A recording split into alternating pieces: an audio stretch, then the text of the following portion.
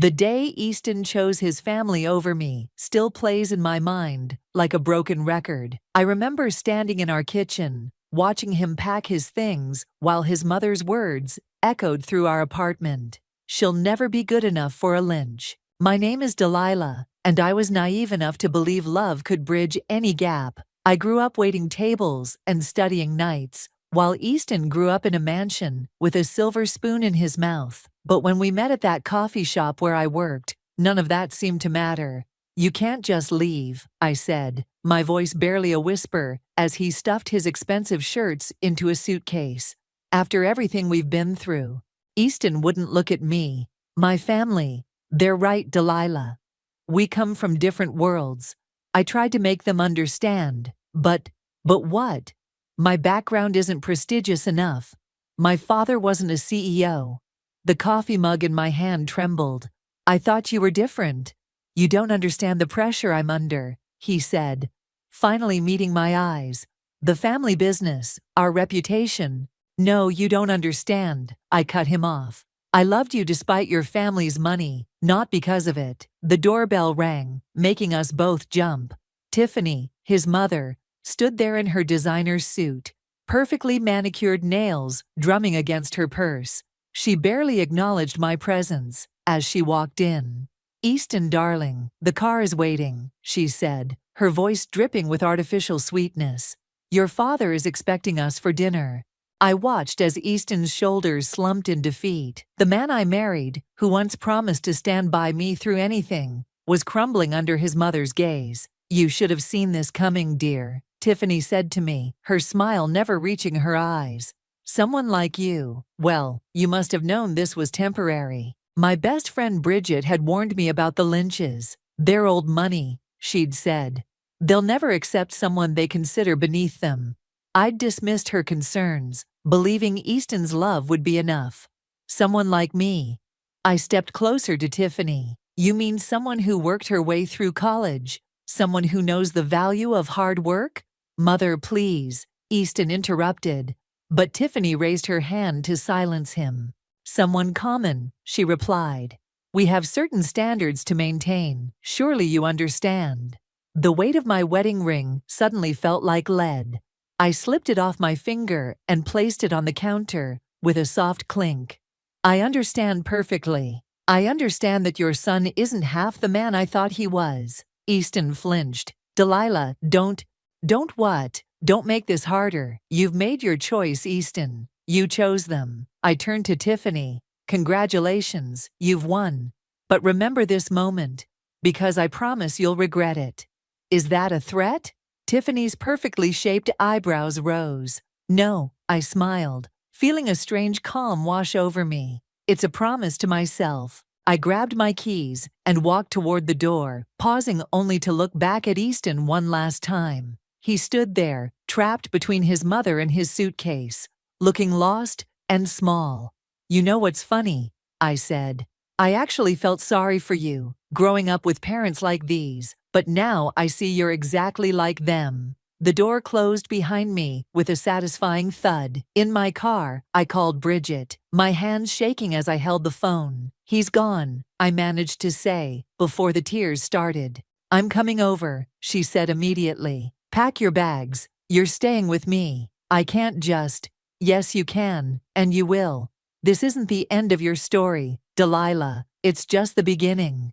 As I drove away from the apartment I'd shared with Easton, I caught a glimpse of Tiffany's car in my rearview mirror. Mother and son, heading back to their privileged bubble. They thought they'd broken me, but they'd only succeeded in setting me free. That night, curled up on Bridget's couch with a glass of wine, I made myself another promise. I would rebuild my life, piece by piece, until the day came when Easton and his family would realize exactly what they'd thrown away. "To new beginnings," Bridget raised her glass. "To revenge served cold," I replied, surprising myself with the steel in my voice.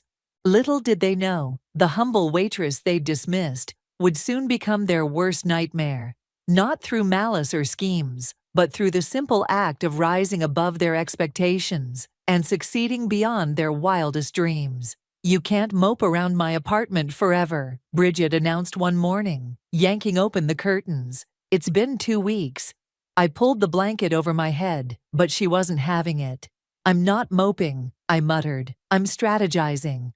Is that what we're calling watching sad movies and eating ice cream now? She sat on the edge of the couch. Come on, I've got something to show you. Reluctantly, I followed her to her home office, where her laptop displayed a commercial space for rent in downtown. The price made me wince. Before you say no, Bridget held up her hand. Hear me out. Remember those organic skincare products you used to make? The ones everyone at the wedding raved about? I nodded. It had started as a hobby, mixing natural ingredients in my kitchen to create face masks and moisturizers. Even Tiffany had unknowingly complimented my homemade face cream at the wedding. Before she knew about my background. There's a massive market for clean, sustainable beauty products, Bridget continued, and you already have the perfect formula. That was just for fun, I protested. I can't start a business. I don't have the money or experience or what? The right family name. Bridget's words hit home. Stop letting them live rent-free in your head. The bell above the coffee shop door chimed as we entered later that day. I needed caffeine to process Bridget's suggestion, but fate had other plans. Excuse me, a man in a sharp suit called out as I walked past his table. I couldn't help overhearing your conversation about natural skincare products. I froze, embarrassed that our excited chatter had disturbed someone. I'm so sorry if we were too loud. No. He stood, extending his hand. I'm Leonard. I work in business development, and I'm always looking for innovative ideas. Would you mind sharing more about your products? Before I could decline, Bridget jumped in. She'd love to. In fact, she has samples in her bag right now. I shot her a look, but she just grinned and pushed me toward the chair opposite Leonard. Reluctantly, I pulled out the small jar of face cream I always carried. Leonard examined the product, asking detailed questions about ingredients, production costs, and target market. His eyes lit up when I explained my commitment to sustainable packaging. You know, he said, sliding his business card across the table, I mentor startups in their early stages. Your idea has potential, but more importantly, you have something rare, passion and authenticity. I stared at the card. Why would you want to help me? Because 15 years ago, someone took a chance on me when I was starting out. Sometimes all it takes is one person believing in you. He smiled. Think about it. Call me if you're interested. After he left, Bridget practically bounced in her seat. This is it. The universe is literally throwing opportunities at you, or setting me up for another fall, I said. But I couldn't deny the spark of excitement in my chest. That night, I pulled out my old recipe journal. Pages of carefully documented formulations, customer feedback from friends, cost calculations. It was all there. I'd stopped when Easton's family made it clear they found my kitchen experiments embarrassing. The next morning, I called Leonard. 3 months later, I stood in my own small production space, surrounded by mixing equipment and natural ingredients. Leonard had helped me secure a small business loan and guided me through the licensing process. The space wasn't much, but it was mine. To Freeman Naturals, Bridget raised a glass of champagne as we celebrated the official opening. You did it, girl. We did it, I corrected her, including Leonard in my gesture. I couldn't have done this without either of you. Actually, you could have, Leonard said. You just needed to believe it was possible. Speaking of which, there's a trade show next month. Perfect opportunity to launch your brand. Isn't that the one where all the luxury beauty brands showcase? My stomach churned. I'm not ready for that. You're more ready than you think, he insisted. Success is the best revenge, Delilah. Trust me. As I looked around my small but growing business, I felt something I hadn't experienced since before Easton left. Pride. Pure, unfiltered pride in something I'd built with my own hands. Okay, I said, squaring my shoulders. Sign me up for the trade show. It's time to show the world what this common girl can do. Bridget hugged me tight. The Lynches won't know what hit them. No, I smiled, feeling stronger than I had in months. They won't. Your booth location is terrible, Leonard said, scanning the trade show floor plan. But we can work with it. I stood in the massive convention center, watching workers set up elaborate displays for major beauty brands. My modest booth felt like a rowboat among luxury yachts. Remember, Leonard continued, you're not just selling products, you're selling a story, your story. A story about getting dumped by my rich husband? I quipped, arranging sample jars on our small counter. No, he said firmly, a story about a woman who created something authentic and beautiful from scratch. These big brands, they're all smoke and mirrors. You're the real deal. The first day of the show was overwhelming. Buyers and journalists rushed past our booth, drawn to the flashier displays. I felt my confidence wavering until a woman in her 60s stopped to try our sample face cream. This texture is divine, she said, closing her eyes as she applied it. And the scent, so subtle, so natural. It's all organic, I explained, warming to her genuine interest. The rose oil is sourced from a small family farm in Oregon. I'm Margaret from Bloom Beauty, she said. We have boutiques in several major cities. Would you be interested in discussing wholesale options? By afternoon, we had 3 potential retail partners and a growing crowd around our booth. People were drawn to the simplicity of our packaging and the authenticity of our approach. See? Leonard grinned. The truth sells itself. Then I heard a familiar voice that made my blood freeze. Well, if it isn't the kitchen chemist, Noelle drawled, sauntering up to our booth. She'd been Tiffany's favorite choice for Easton, the daughter of another wealthy family. How quaint. Can I help you try something? I asked professionally, though my hands shook slightly. Oh, I'm not here to buy, she smirked. I represent Luxe Beauty now. We're launching our new premium organic line next month. Just wanted to see what the competition was up to.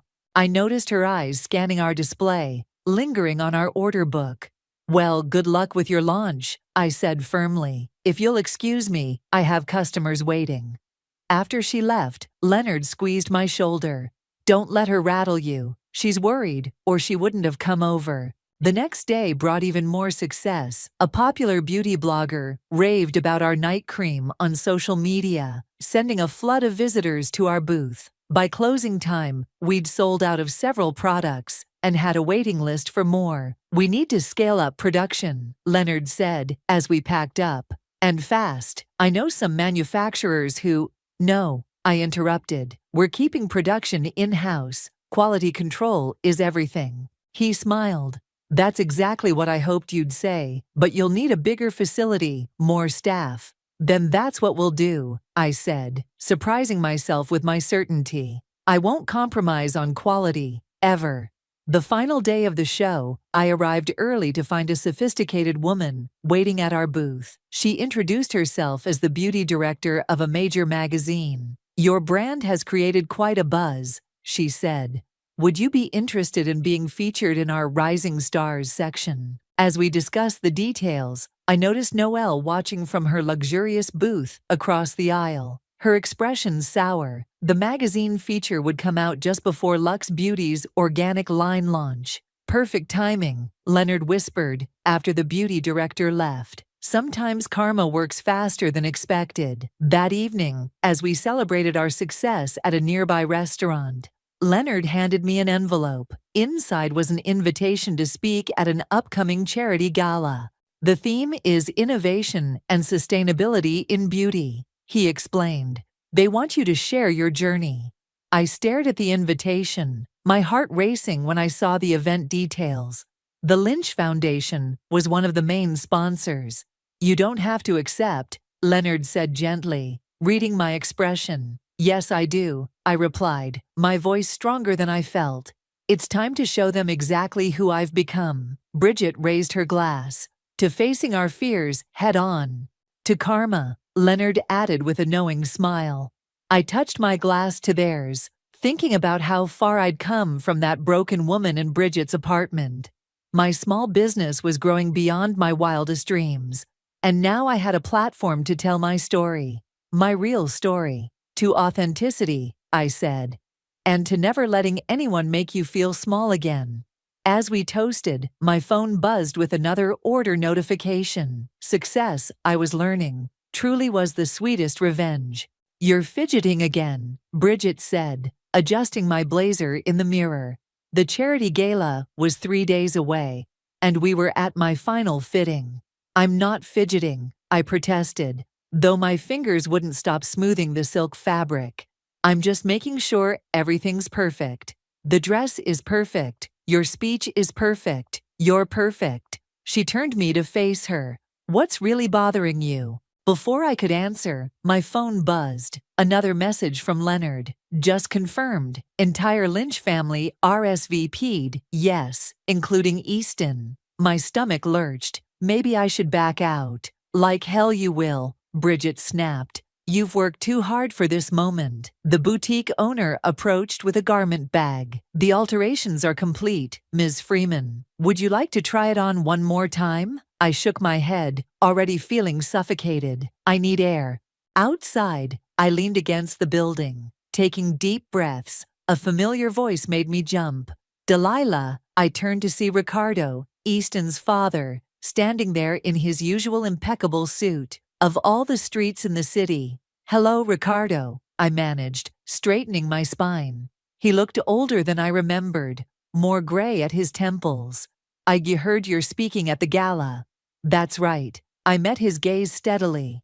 About my company's commitment to sustainable beauty. Yes, well, he cleared his throat. Tiffany and I were surprised to see your name on the program. I bet you were. I couldn't help the edge in my voice. Surprised that the waitress you dismissed built a successful company. He had the grace to look uncomfortable. About that, perhaps we were... Save it. I cut him off. I have a fitting to finish.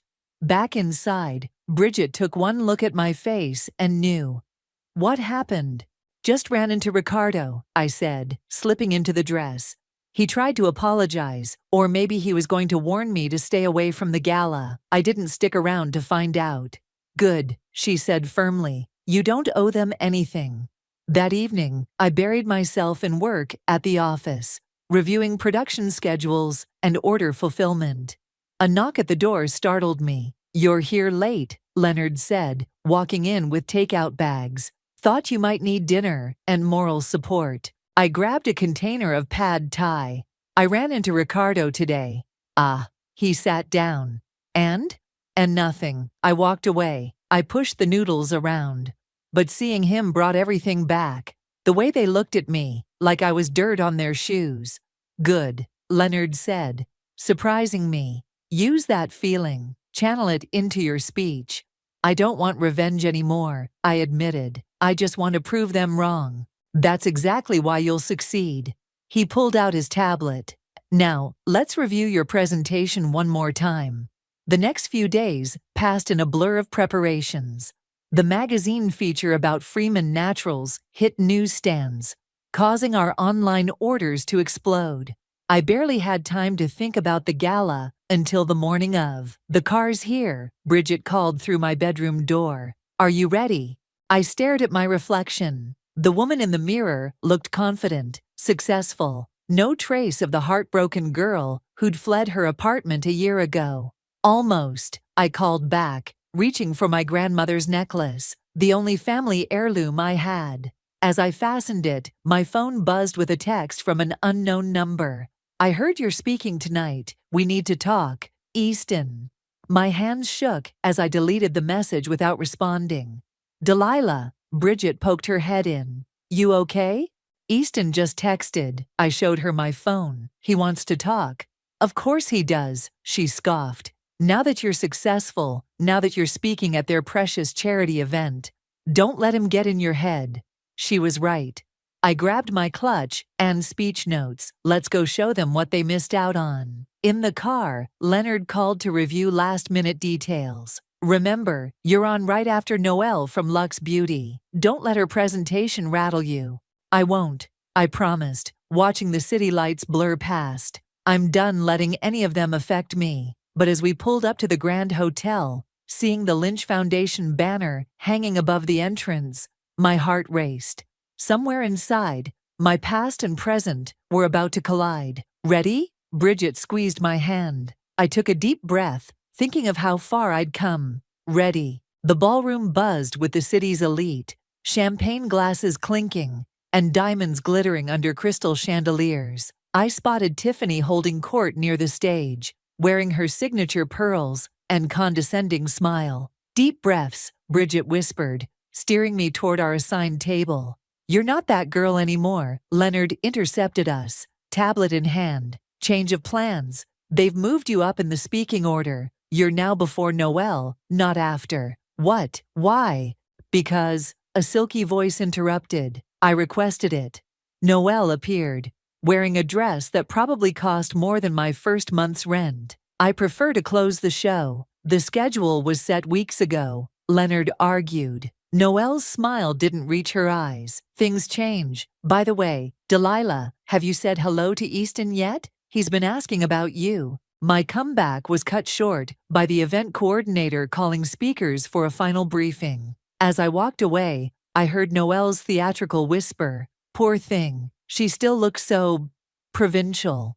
The speaker's preparation room was mercifully empty. I reviewed my notes, trying to ignore the muffled sounds of the gathering crowd. The door opened, and my heart stopped. Delilah. Easton stood there, more gray in his hair than I remembered, looking uncertain in a way that once would have made me want to comfort him. "Don't," I said, gathering my papers. "Whatever you're going to say, just don't."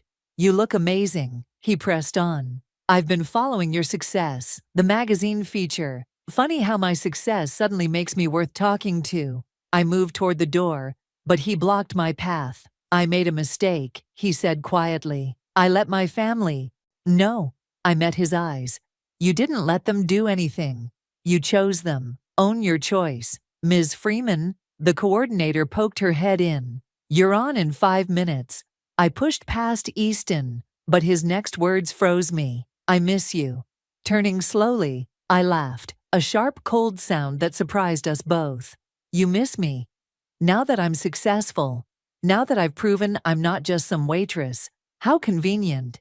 His face flushed. "That's not fair." "Fair." I stepped closer. "Was it fair when your mother called me common? When your father suggested I was a gold digger? When you stood there and said nothing?" The coordinator appeared again, more urgently this time. I straightened my spine and walked past Easton without another glance. In the hallway, I nearly collided with Tiffany. She wore the same perfume that used to fill their mansion, the one that had always given me a headache.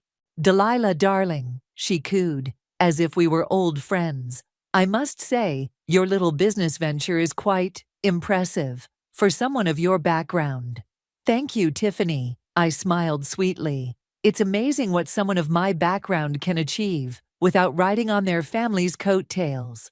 Her face tightened, but before she could respond, I was being ushered toward the stage. Through the curtain, I could see Noelle in the front row, smirking. The Lynches sat at their reserved table, Easton's empty chair between his parents. And now, the host announced, "Speaking about sustainable innovation in beauty, please welcome the founder and CEO of Freeman Naturals, Delilah Freeman." The spotlight hit me as I walked out, my heels clicking against the hardwood stage. From the corner of my eye, I saw Easton slip back into his seat.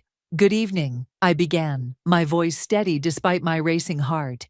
"A year ago, I was told I wasn't good enough, that my background made me unworthy of certain circles." The Lynch table shifted uncomfortably. Tiffany's pearls gleamed as she lifted her chin defiantly. "But here's what I learned," I continued, gaining strength. "Success isn't about where you come from. It's about authenticity, determination, and staying true to your values." I launched into my presentation about sustainable beauty practices, but I could feel the undercurrent of my words hitting their mark. Every achievement I mentioned was a subtle reminder of what they'd dismissed. Noelle's smile had turned brittle. Easton couldn't take his eyes off me. And Tiffany. Tiffany looked like she'd swallowed something sour. As I concluded, the applause was thunderous. Leonard gave me a subtle thumbs up from his table. Bridget was beaming. "Thank you," I said into the microphone, then added with a pointed look at the lunch table. "Sometimes rejection is just redirection to something better." Walking off stage, I felt lighter than I had in months. I'd faced my past and emerged stronger. The night wasn't over, but I'd already won. The applause had barely died down when Noelle took the stage, her voice syrupy sweet as she began her presentation. I slipped into the back of the ballroom, not wanting to give her the satisfaction of my full attention. Quite a speech. Leonard appeared beside me, offering a glass of champagne. "But the real show's about to begin." "What do you mean?" He nodded toward Noelle, who was unveiling Luxe Beauty's new organic line. "Watch carefully." As Noelle described their product's revolutionary natural formulation, something familiar caught my eye. The ingredient list she was displaying looked eerily similar to mine. "Is that?" I started. "Your formula?" "With minor tweaks, yes." Leonard's expression was grim. She must have copied it during the trade show, when she was hovering around our booth. My hands clenched around my champagne glass. "That's illegal." "Precisely." He pulled out his phone, showing me photos he'd taken of my original formula documentation. I had a feeling something like this might happen. "That's why I insisted on patenting your formulations months ago." The room erupted in gasps as Noelle's presentation suddenly cut out, replaced by a legal notice on the screen behind her. "Ms. Simmons," a man in a suit approached the stage. "I represent Freeman Natural's legal team. We need to discuss your company's patent infringement immediately." Noelle's perfectly composed facade cracked. "This is ridiculous. I don't know what you're talking about.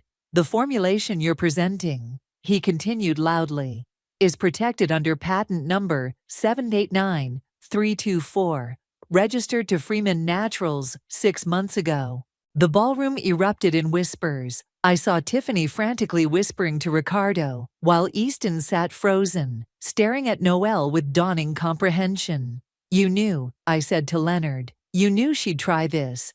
"I suspected. Companies like Luxe Beauty don't innovate, they appropriate. But we were ready."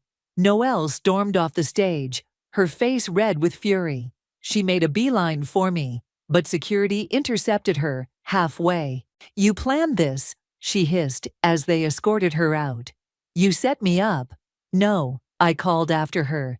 "You did that all by yourself." The event coordinator quickly tried to restore order, but the damage was done.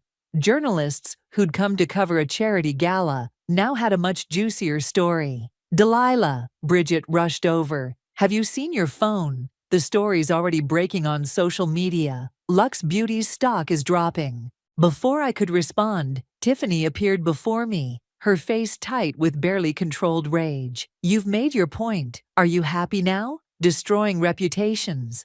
"I didn't destroy anything," I replied calmly. "Your friend tried to steal my work. The truth just caught up with her." "The truth?" she scoffed.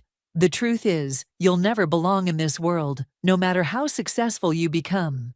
"Mother, stop." Easton's voice cut through the tension. He'd approached without me noticing. "Haven't you done enough?" Tiffany recoiled, as if slapped. "Easton, surely you can't be defending her." "I should have defended her a year ago." He turned to me. "Delilah, I know it's too late, but I'm sorry. I was a coward." "Yes," I agreed. "You were." Ricardo joined us, looking older than ever. Perhaps we all were wrong about you, Delilah." "Perhaps?" I laughed softly. "You know what the difference is between you and me. I never needed your approval. I just needed to believe in myself." A reporter approached, notebook in hand. "Ms. Freeman, could we get a statement about the patent infringement?" "Of course," I smiled. Turning away from the lynches, "I believe in protecting innovation and authentic creation. That's what Freeman Naturals stands for." As I spoke with the reporter, I could feel Easton's eyes on me. But it didn't matter anymore. The butterflies in my stomach were gone, replaced by a steady certainty. Leonard touched my elbow. "Ready to get out of here? We have an early meeting tomorrow with 3 major retailers who just canceled their Luxe Beauty orders." "Actually," I said, I'd like to stay a bit longer. This is turning out to be quite an entertaining evening. Bridget linked her arm through mine. That's my girl. Besides, you haven't even touched the dessert buffet yet. As we walked away, I heard Tiffany's sharp intake of breath, probably shocked that I wasn't skulking away in shame. But I had nothing to be ashamed of. Every step I'd taken, every success I'd achieved, had been earned through hard work and integrity. The night wasn't turning out anything like I'd expected. It was turning out better. The morning after the gala, my office was flooded with calls and emails. News of Noelle's patent infringement had spread like wildfire through the beauty industry. "Your inbox is exploding," Bridget announced, bursting into my office with coffee. "3 major department stores want to carry our line, and that magazine wants a follow-up interview." I barely had time to respond before Leonard walked in, looking unusually serious. "We need to talk. Lux Beauty's lawyers are here." My stomach dropped, but I straightened my spine and nodded. "Send them in." 2 stern-faced attorneys entered, followed by Noelle herself. She looked nothing like the polished socialite from last night. Her eyes were red-rimmed, her designer outfit slightly wrinkled. "Let's make this quick," one lawyer began. "We're prepared to offer a settlement." "No," I interrupted. "No settlements." Noelle leaned forward. "Be reasonable, Delilah. Name your price." "My price?" I stood up slowly. "You tried to steal something I built from nothing, something I created while you and your friends were mocking me for being common." "I admit I made a mistake," she said, her voice cracking. "But this scandal is destroying my family's company. Please." The irony wasn't lost on me. Here was Noelle, begging the woman she'd looked down on for so long. "Here's what's going to happen," I said, surprising myself with my calm tone. "You're going to publicly admit what you did. You're going to apologize to your customers for trying to sell them stolen formulations. And you're going to step down from your position." "That's outrageous," one lawyer protested. "No," Noelle whispered. "She's right." Everyone in the room turned to stare at her. "I was jealous," she continued. "You built something real, while I was just trading on my family name. I thought I could take a shortcut." Leonard cleared his throat. "We'll have our lawyers draft the agreement. You'll make the announcement by end of day." After they left, Bridget hugged me tight. "That was amazing." "But why didn't you take their money?" "Because this was never about money," I replied. "It was about truth." My phone buzzed. Easton calling again. I declined the call, but a text followed immediately. "Please, just 5 minutes. I'm in the lobby." "Don't," Bridget warned, reading over my shoulder. "I have to," I said. "For closure." I found Easton pacing by the reception desk, looking as unsettled as I'd ever seen him. "Make it quick," I said. "I have a company to run." "I left her," he blurted out. "I told my parents I'm done letting them control my life. Seeing you last night, seeing what you've achieved, I realized what a fool I've been. Took you long enough. I know it's too late." He stepped closer. "But I never stopped loving you." A year ago, those words would have melted my heart. Now they just made me tired. "You're right about one thing," I said. "It is too late, way too late. We could try again," he pleaded. "I'm different now." "But I'm different too," I replied. "And that's the problem. I've outgrown you, Easton. I've outgrown all of it." The elevator dinged, and Leonard stepped out. "Delilah, the press is waiting in the conference room." "I have to go," I told Easton. "Good luck with your journey of self-discovery." "Is that really it?" he called after me. "All those years together mean nothing." I turned back one last time. They meant everything. That's why it hurt so much when you threw them away. But now they're just part of my origin story. In the conference room, journalists waited with cameras and recorders. Leonard handed me a statement to review, but I set it aside. "Just speak from the heart," he advised. "That's what got you here." I took my place at the podium, looking out at the sea of faces. A year ago I would have been terrified. Now I felt only strength. "Good morning," I began. "Today isn't about patent infringement or corporate scandal. It's about authenticity, about standing up for what you've built." As I spoke, I caught my reflection in the window. confident, powerful, free. The woman I'd become wasn't defined by the Lynches or their rejection. She was defined by her own choices, her own strength. And that, I realized, was the sweetest victory of all. The autumn breeze carried the scent of success as I cut the ribbon at our new Freeman Naturals headquarters. Camera flashes popped while Bridget wiped away happy tears beside me. And with this, I addressed the crowd. We launch our global sustainability initiative, making clean beauty accessible to everyone, regardless of their background. The applause was interrupted by a familiar voice. "Excuse me, may I say something?" Tiffany stood at the edge of the crowd, looking smaller somehow, without her usual entourage. The audience parted as she walked forward. "Mrs. Lynch," I acknowledged, keeping my voice neutral. "This is unexpected." She cleared her throat, clutching her designer purse like a shield. "I came to make amends, publicly." The journalist's cameras whirred to life. Leonard moved protectively closer to me, but I held up my hand. "Go on," I said. "I was wrong about you." Tiffany's voice carried across the suddenly silent gathering. "My prejudice and pride cost my son his happiness, and our family its integrity. While you were building something meaningful, we were clinging to outdated notions of worth." "Why now?" I asked, genuinely curious. "Because yesterday, my granddaughter asked me why we treat some people differently than others."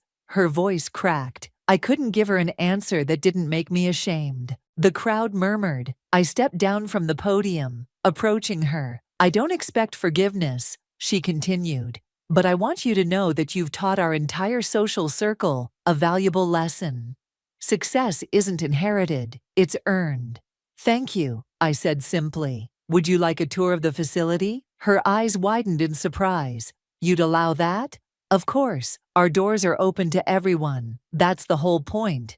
As we walked through the production floor, I showed her how we sourced sustainable ingredients, employed local workers, and maintained strict quality controls. "This is remarkable," she admitted, watching our team at work. "Ricardo and we've been doing a lot of thinking. We'd like to establish a scholarship fund for aspiring entrepreneurs from underprivileged backgrounds. Would you consider being on the selection committee?" I stopped walking. "Are you serious?"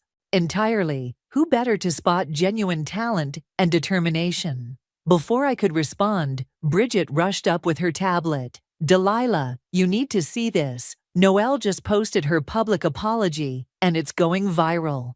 The video showed Noelle, humble and sincere, taking full responsibility for the patent infringement. But it was her closing words that caught my attention. Delilah Freeman showed me that true success comes from innovation, not imitation. Her forgiveness in allowing me to make this right speaks volumes about her character, the character I once foolishly dismissed.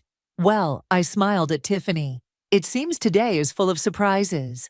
"Life has a way of humbling us all," she replied softly. Leonard appeared with contracts in hand. "The European distribution deals are ready for your signature, and that sustainable packaging manufacturer in Sweden is on the line." "Actually," I said, "I think we should discuss involving the Lynch Foundation in our global initiative. Their connections could help us reach more communities." Tiffany's eyes filled with tears. "After everything we did, the past is the past," I said firmly. "What matters is what we do now." The day ended with an impromptu strategy session in my office. Bridget ordered takeout, while Leonard and I brainstormed with Tiffany about combining our resources for greater impact. As the sun set over the city, I stepped out onto my office balcony. The neon signs were blinking to life, including the massive Freeman Naturals logo atop our building. "Quite a view." Bridget joined me, handing me a glass of champagne. "Did you ever imagine this when you were crying on my couch?" "Never," I laughed. "But you know what's funny? I'm actually grateful for everything that happened. Even the heartbreak? Especially the heartbreak. It showed me who I really am." My phone buzzed with a text from Easton. "Congratulations on the new headquarters. You deserve every success. I truly hope you're happy." This time, I replied, "I am. I hope you find your happiness too." Bridget read the exchange over my shoulder. look at you, all zen and mature. Not zen, I corrected her, just complete. Below us, the city pulsed with energy and possibility. I thought about the girl who once felt so small in this big world, who let others define her worth. She seemed like a stranger now. To new beginnings, Bridget raised her glass. No, I smiled, clinking my glass against hers. To being exactly who we're meant to be. The night air carried the promise of more adventures, more challenges, more triumphs. But this time, I was ready for them all.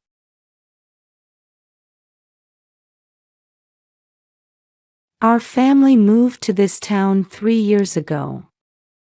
Evelyn, my mother-in-law, had been so devoted in supporting me when I suffered from postpartum depression. I was truly grateful back then. Who could have imagined such a tragedy was waiting for us? Gentle morning light was streaming into the examination room at Lake Region Medical Center.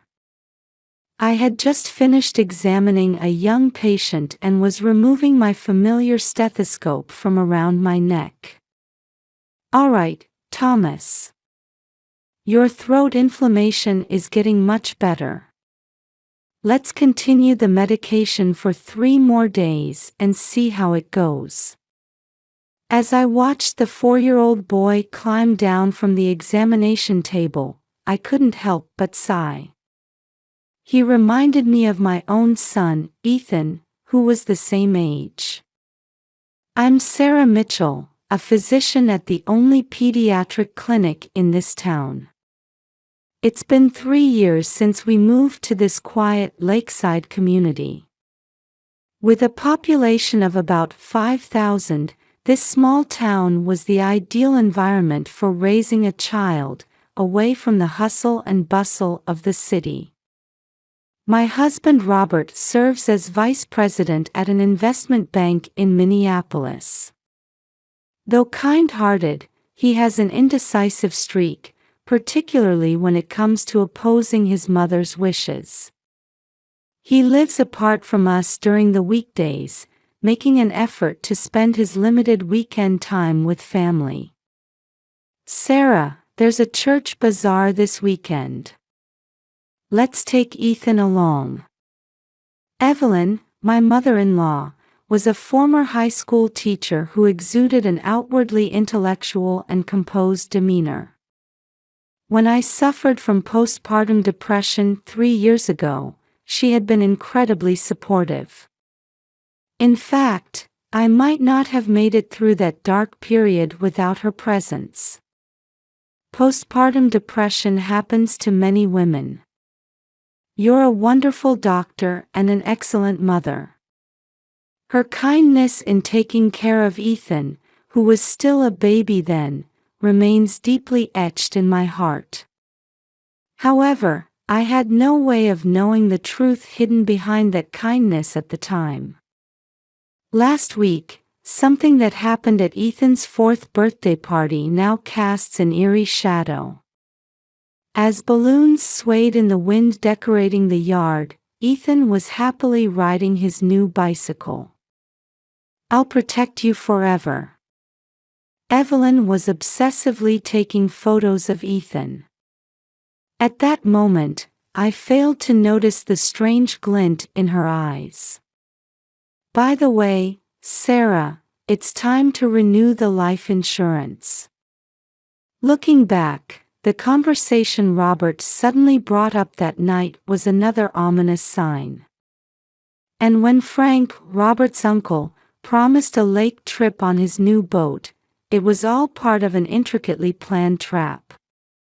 "I'm getting a new boat this weekend. I'll take Ethan for a ride."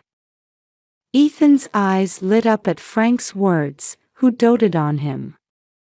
The most unsettling incident occurred during dinner at Evelyn's house. While preparing after-dinner coffee in the kitchen, I accidentally found old newspaper clippings. A local paper from 20 years ago. It reported the drowning death of Evelyn's son, James. The headline, 6-year-old boy drowns in boating accident. jumped out at me. Oh, it's in the past now. When I asked about the article, Evelyn hurriedly put it away. Since then, I learned she had maintained a tradition of throwing flowers into the lake every year on the anniversary of her son's death. The townspeople had watched her with sympathetic eyes. However, that deep sense of loss would eventually come back to haunt us in a twisted way. Looking back now, all these events were clear warning signs. But at the time, I couldn't imagine that my own son would become a target. After all, I took Ethan to the lake that fateful day without any suspicion. It was as if we were actors on a prepared stage, moving according to a script we hadn't been shown. The Minnesota morning was surprisingly peaceful that July day. Lake Minnetonka's surface gleamed in the morning sun, its waveless surface reflecting the sky like a mirror. "Mommy, let's go. I want to ride the boat." Ethan was bouncing impatiently in his chair, barely touching his pancake breakfast. He had been eagerly anticipating the boat ride with Frank since the previous night. "Ethan, you need to finish your breakfast properly. And we still need to put on sunscreen." I smiled while admonishing my hurrying son. On the kitchen counter, a picnic basket packed with turkey sandwiches and fruit was already waiting for our departure. "I wish I could join you today, but I have a church meeting." Suddenly, the doorbell rang, and Evelyn appeared. She shrugged regretfully while gently patting Ethan's head. Looking back now, I failed to see the calculation behind that expression. "Be careful, Sarah. The weather forecast says the wind might pick up in the afternoon." With my mother-in-law's worried voice behind us, we left the house. It was a 10-minute drive to Frank's boat rental shop. Several families were already preparing to enjoy their weekend leisure activities by the lakeshore. "Good morning, Sarah." "Ethan, we've been waiting for you." Frank greeted us with his usual cheerful voice. But now I think there was a slight tension in it. "The new boat is at the end of the dock. The engine's in perfect condition, so don't worry." The gleaming white new boat was indeed impressive. Ethan let out a small cheer as he carefully climbed aboard. I meticulously checked the straps of his life jacket and stored our parasol and water bottles in the storage space. At 11 a.m., we set out on the calm lake surface. Ethan played innocently on deck while I took photos of his smiling face. As we headed toward the center of the lake, we occasionally passed other boats. All families enjoying their weekend. "Mommy, let's go over there." I could see a small inlet in the direction Ethan was pointing. We slowly changed course in that direction. As noon approached, the wind started to pick up slightly. "Are you hungry? Shall we have lunch here?" We stopped the engine and spread out our sandwiches. Ethan was talking excitedly, pointing at clouds reflected in the lake's surface while taking big bites. "Look, doesn't that cloud look like a rabbit?" That's when it happened. "Mommy, there's a white boat coming this way." I looked up at Ethan's voice. Indeed, there was a white boat. But its course was strange. So straight, as if it was targeting us. Something's wrong. An instinctive sense of unease ran down my spine. "I'm scared, Mommy." Ethan's voice was almost a scream. "Ethan, hold on tight." The moment I shouted, a violent impact struck us. A deafening metallic sound. Losing balance, I was thrown into the cold water. My memories after that are fragmented. Cold water. Desperate screams searching for my son. And the shadow of a white boat I saw before losing consciousness. When I came to, I was already on the shore. My whole body was shaking, and my head felt like it was splitting. But an even more terrifying reality hit me. Ethan was nowhere to be found. "Ethan! Ethan!" My desperate cries echoed across the lake's surface. But there was no response. And then I saw that scene. My husband and mother-in-law talking quietly on the shore. Their expressions showed an unnaturally calm demeanor. "Calm down, Sarah. You'll get sick if you panic." Robert placed his hand on my shoulder. His voice carried a tone of resignation. "I've contacted the police." Evelyn's voice was cold as ice. After that, a large-scale search began. Police boats, rescue divers, emergency broadcasts. The whole town was filled with movements searching for my son. However, in my heart, the feeling that something was wrong grew stronger. Why was my husband so adamant about refusing hospital transport? Why was my mother-in-law so calm? And why did Frank's boat rental shop suddenly close its shutters? At dusk, the search was temporarily suspended. Only an unbearable silence awaited us when we returned home. "Get a hold of yourself." My husband's words carried a hint of reproach. "You need rest." My mother-in-law's voice sounded rehearsed. That night, I became certain. This was no mere accident. And my son must be alive. 24 hours after the accident. While the lake search continues, there's no new development. I sat on the living room sofa at home, desperately trying to organize the events of the past days. Something is definitely wrong. While the police are investigating it as an accident, my sense of unease only grows. Particularly concerning is the strange behavior of my husband and mother-in-law. Last night, while I was spending sleepless hours in Ethan's room, I heard their voices exchanging words downstairs.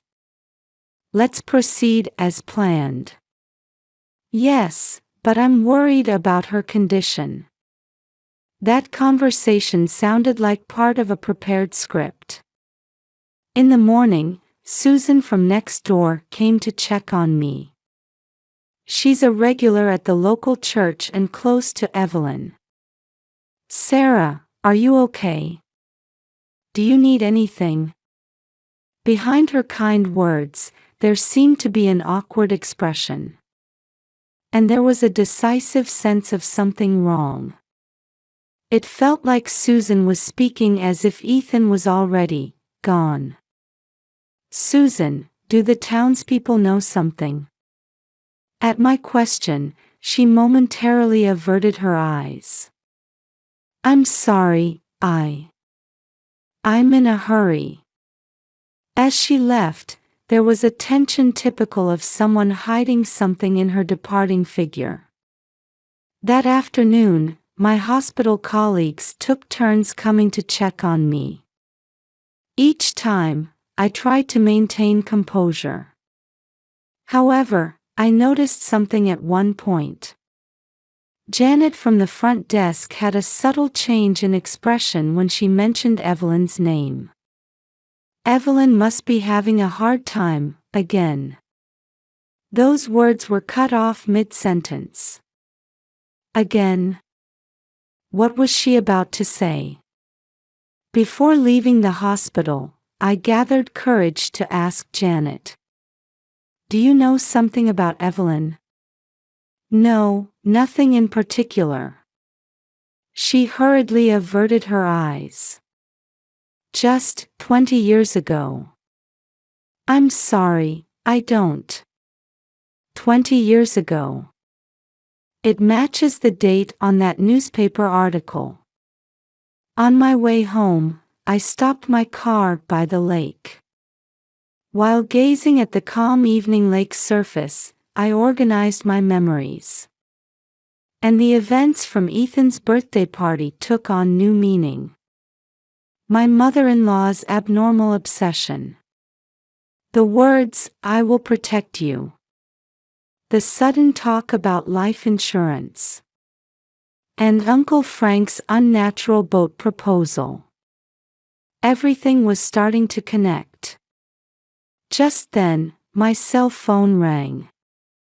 It was from a man claiming to be Frank's employee. "Mrs. Mitchell, I need to talk to you. I'm waiting behind the shop."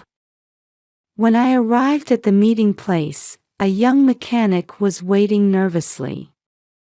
Actually, the day before the accident, there were special instructions about the boat maintenance.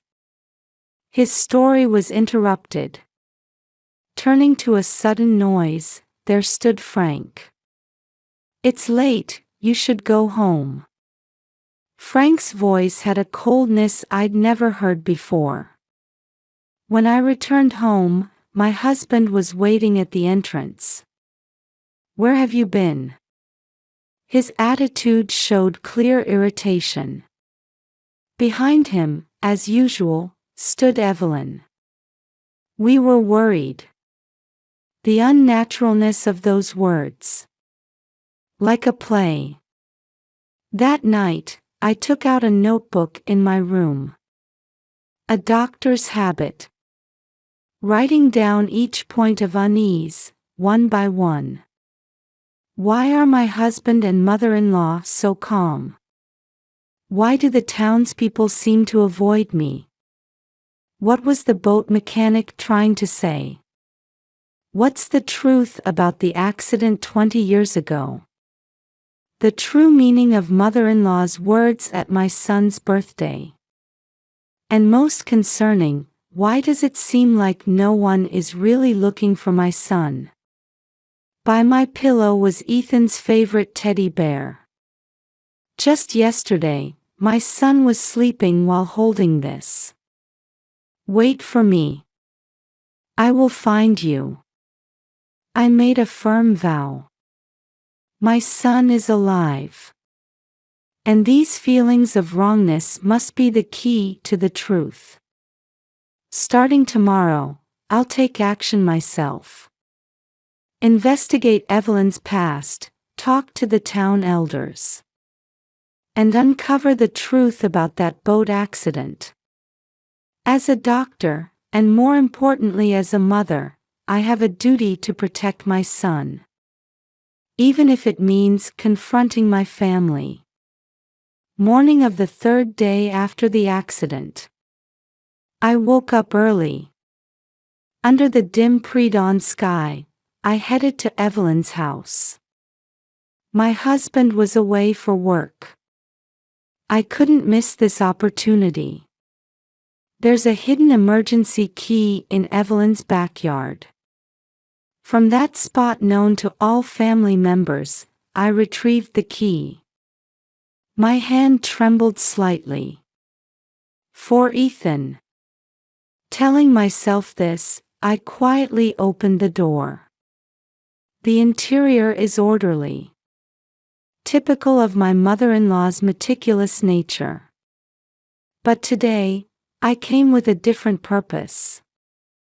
There must be some clue. I started searching from the living room. Documents, drawers, bookshelves. But nothing particularly suspicious. The kitchen was the same. There must be somewhere else. Just then, my eyes fell on the door to the basement.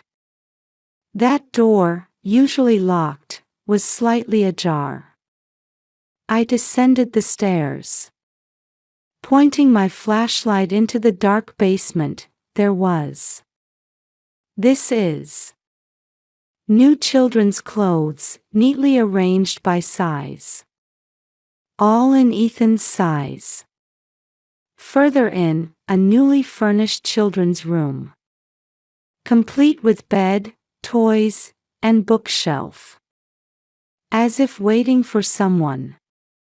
Then, my attention was drawn to a desk drawer. Opening it revealed a bundle of legal documents about custody rights. And underneath, what emerged was, my husband's signed consent form. Dated 1 week ago. Robert, even he. Suddenly, there was a noise upstairs. Someone had returned. I quickly photographed the documents and returned them to their place. Footsteps approaching. I hid behind storage boxes. Is someone there? Evelyn's voice. She came down to the basement and observed for a while, but eventually returned upstairs. Before I could sigh in relief, my phone vibrated. It was the police. Mrs. Mitchell, we have a report about the boat investigation. At the police station, Detective Murphy was waiting. The analysis of the collision marks clearly shows this was intentional. The accident theory is becoming less likely. Then, I was shown surveillance camera footage. On the day of the accident, a white van was parked behind Frank's boat rental shop. The time was just before the accident. We're investigating the owner of that van. Leaving the police, I headed to an old tavern in town seeking the next clue. I'd heard that elderly people who knew the town's history gathered there. Oh, Dr. Mitchell. From behind the counter, Tom Wilson, a former police officer, called out to me. I want to know about the accident 20 years ago, with Evelyn's son. The old man let out a long sigh. Back then too, there were too many unnatural points. But due to insufficient evidence. Just then, the shop door opened. David, Frank's former employee, rushed in. Mrs. Mitchell. I need to talk. I can't keep quiet anymore. His testimony confirmed all suspicions. That day, Mr. Cooper gave special instructions about the new boat's brake system. His story turned my intuition into certainty. And decisive information was provided by the town elder. You see, when Mrs. Evelyn's son had his accident, the circumstances were similar. Boat malfunction, sudden accident, and... The old man hesitated. And... the child's body was never found. At that moment, all the pieces connected. I rushed to my car. I knew where to go. The villa behind Frank's boat rental shop. A place my husband often talked about from his childhood. A building standing in a secluded location away from the lake. On the way, I called the police. Detective Murphy promised, we'll head there right away. As I approached the villa, my heartbeat intensified. When the building came into view through the trees, my car headlights caught a figure. Evelyn. And Ethan. I definitely saw my son being led by Evelyn's hand, about to enter the building. I stopped the car and jumped out. Wait! Evelyn turned around. Her face no longer showed the loving expression of a mother-in-law. Stay back, Sarah. Her voice held an almost insane coldness. Mommy. Ethan's voice. My son was safe. However, there was one more person in this scene. Robert. My husband quietly emerged from the building. You don't understand anything. Mother did this for Ethan's sake. The sound of sirens could be heard in the distance. The moment of confrontation with the truth was about to begin. We faced each other in front of the villa. In the darkness of night, only the light leaking from the building's windows illuminated this surreal scene. Ethan. Can you hear my voice? Mommy. I'm here. My son's voice came back. I felt momentary relief at his apparent safety. However, Evelyn was firmly gripping his shoulder. I can't trust you with him. Evelyn's voice echoed coldly. You'll get sick again. Just like that time.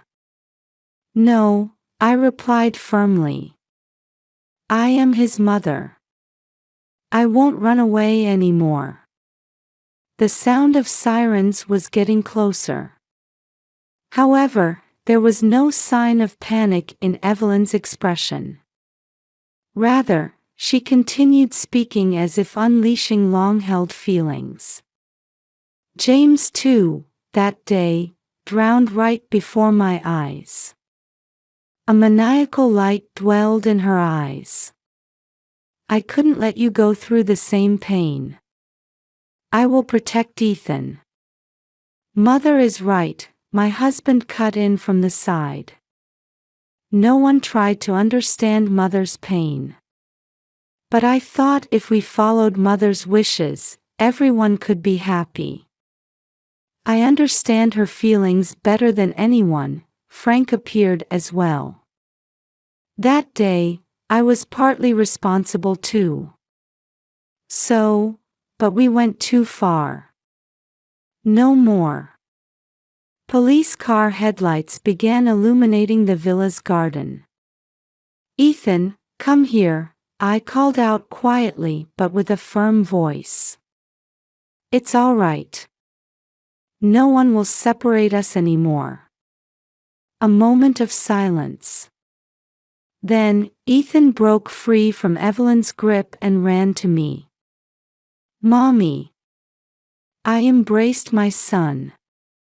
Warm. Real. No. Evelyn screamed. My son.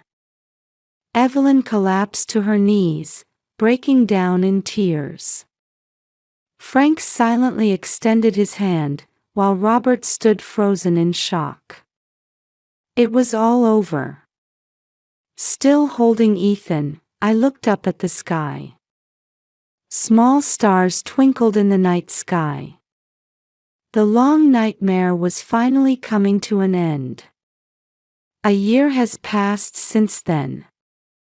The legal proceedings after the incident progressed more smoothly than expected. Evelyn received a detailed diagnosis from a psychiatrist and began treatment at a specialized facility. The doctor explained that the trauma from her son's death 20 years ago had driven her to this point. Frank was charged as an accomplice.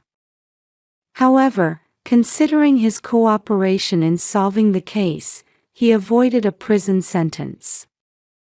The boat rental shop was closed, and he left town. The most difficult part was repairing my relationship with Robert.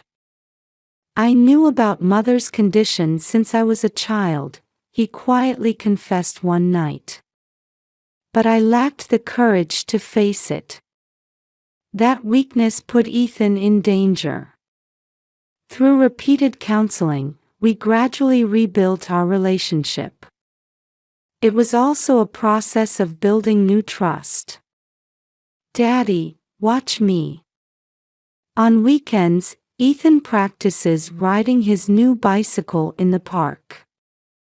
Robert supports him from behind while I call out encouragement from the front. We learned firsthand how precious such ordinary moments are. Our relationship with the townspeople also gradually changed. I'm truly sorry about back then, Susan came to apologize with tears. For staying silent even though I knew about Mrs. Evelyn. Many people probably carried similar feelings. But now, we're invited to weekend barbecues and share dishes at church events. The warm interactions have returned. With Evelyn, we allow supervised visits once a month. Please let me watch over Ethan's growth. I felt there was no need to completely reject her wish. We're exploring a new relationship while maintaining appropriate boundaries. Mommy, is Grandma okay now? Occasionally, Ethan asks such questions. She's getting better slowly, I answer. All we can do is watch over her. Lake Minnetonka's surface still shines peacefully today. I still hesitate to ride boats like before. But it's pleasant to walk along the lakeshore and watch the ripples from stones Ethan throws. The fear from that day left deep scars on our family, I wrote in my diary this morning. But through those scars, perhaps we learned about true love and trust. Now, every time I see Ethan smile, I make a vow. That no matter what happens, I will continue to protect this child. And that I will make the bonds of this family stronger and deeper. A new morning is about to begin.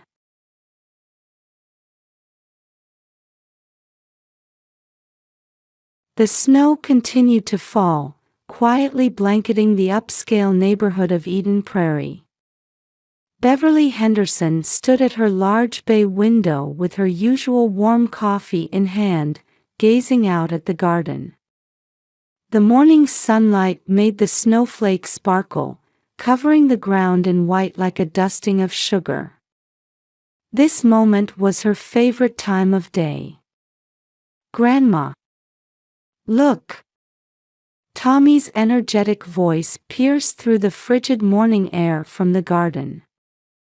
The 5-year-old was trying to make a snowman with his small hands. Beverly couldn't help but smile at the sight of him skillfully rolling snow with his red-mittened hands. Standing there in the pristine white snow, Tommy looked like a winter fairy. Drawing from her 30 years of experience as an elementary school counselor, watching countless children, Beverly carefully observed Tommy's every movement. Behind his energetic and cheerful personality, she noticed the occasional glimpse of sensitivity. It reminded her of his mother, Jennifer. The way he furrowed his brow when deep in thought was particularly identical. Beverly took a sip of her warm coffee. The rich aroma of Hawaiian kona carried her memories back to her retirement 2 years ago. The handmade plaque reading, "Best Counselor," from her students still adorned her study wall. Her ability to read children's emotional nuances remained her pride. Tommy, it's time for breakfast. Come wash your hands. Okay. But just a little longer. No, We can't risk triggering your asthma."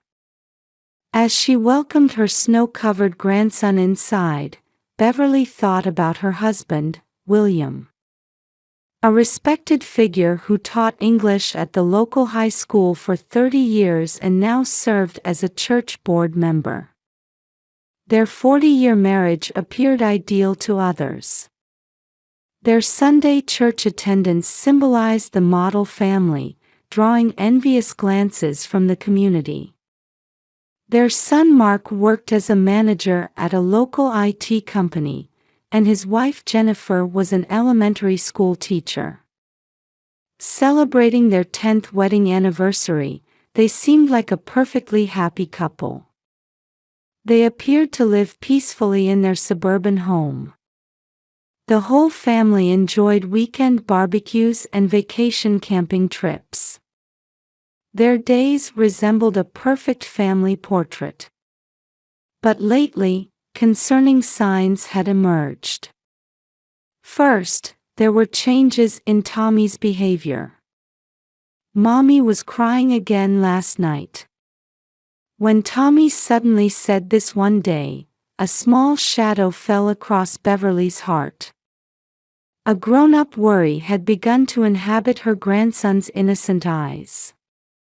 "Grandma, don't tell Daddy." Her grandson had started whispering such words with a serious expression. His comments about worrying for his mother had definitely increased. Sometimes, she'd hear him murmur, "I have to protect Mommy." These were heavy words for a 5-year-old. Jennifer's behavior had also changed. She seemed particularly tense around William and had started avoiding family gatherings. Her once active participation in family discussions had diminished significantly.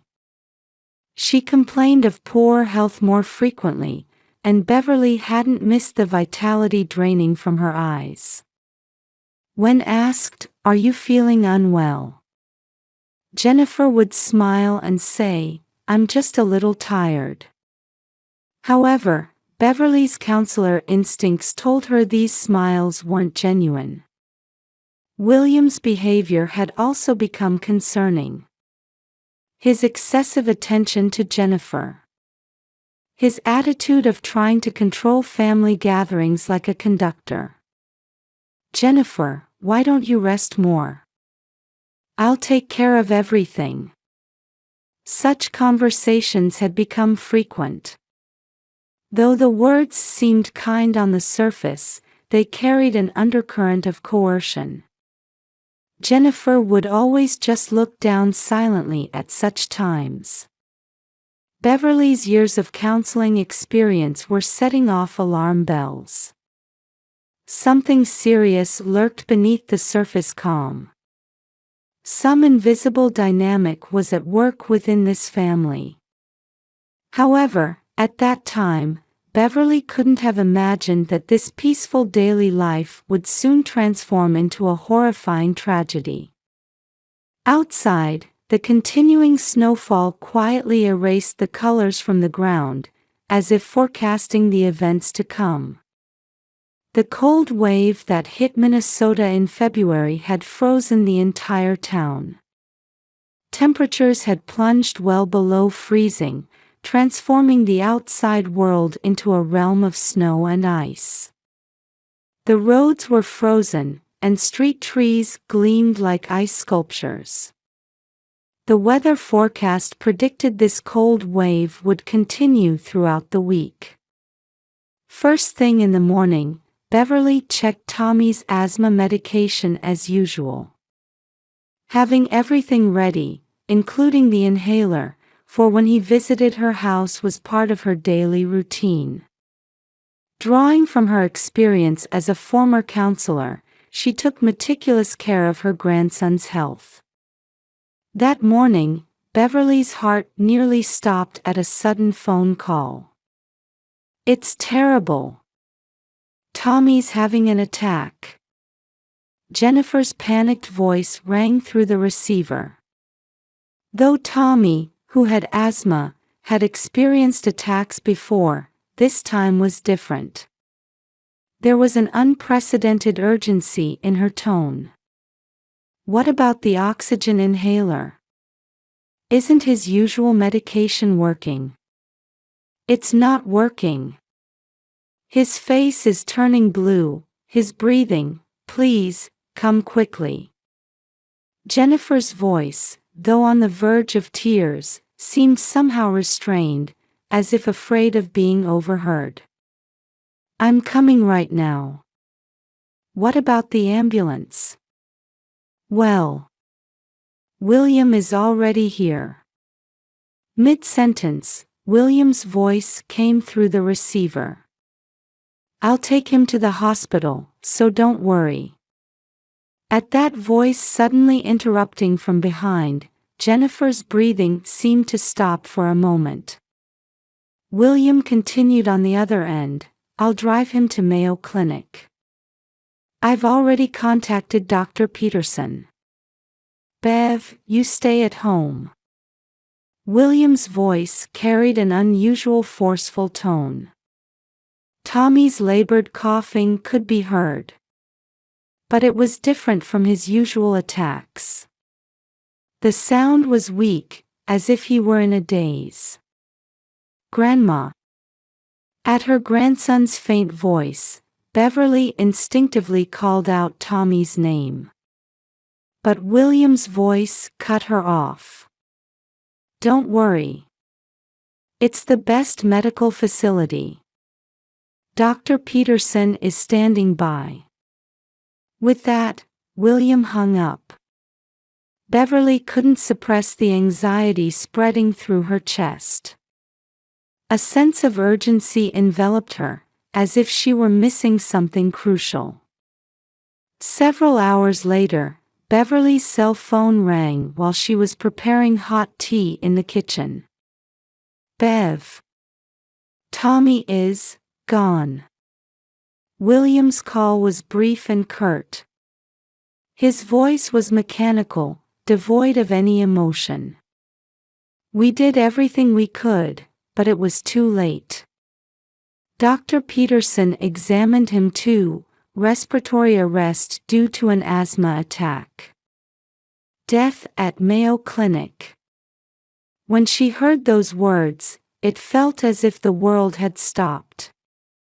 Even the snow dancing outside the window appeared frozen in place.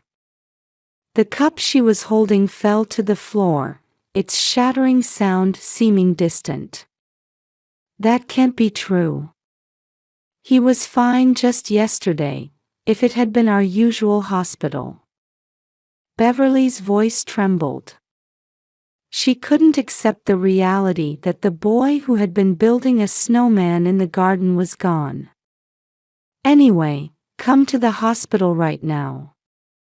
The call ended abruptly. Upon arriving at the hospital, Mark was already there, collapsed on the floor, sobbing. Why my son? Beverly could only silently stroke his back as he repeated these words. Jennifer stood frozen, as if petrified.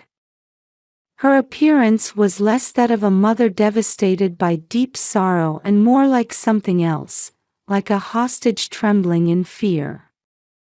Her hands were tightly clenched, fingernails visibly digging into her palms. Her eyes were vacant, as if her soul had departed.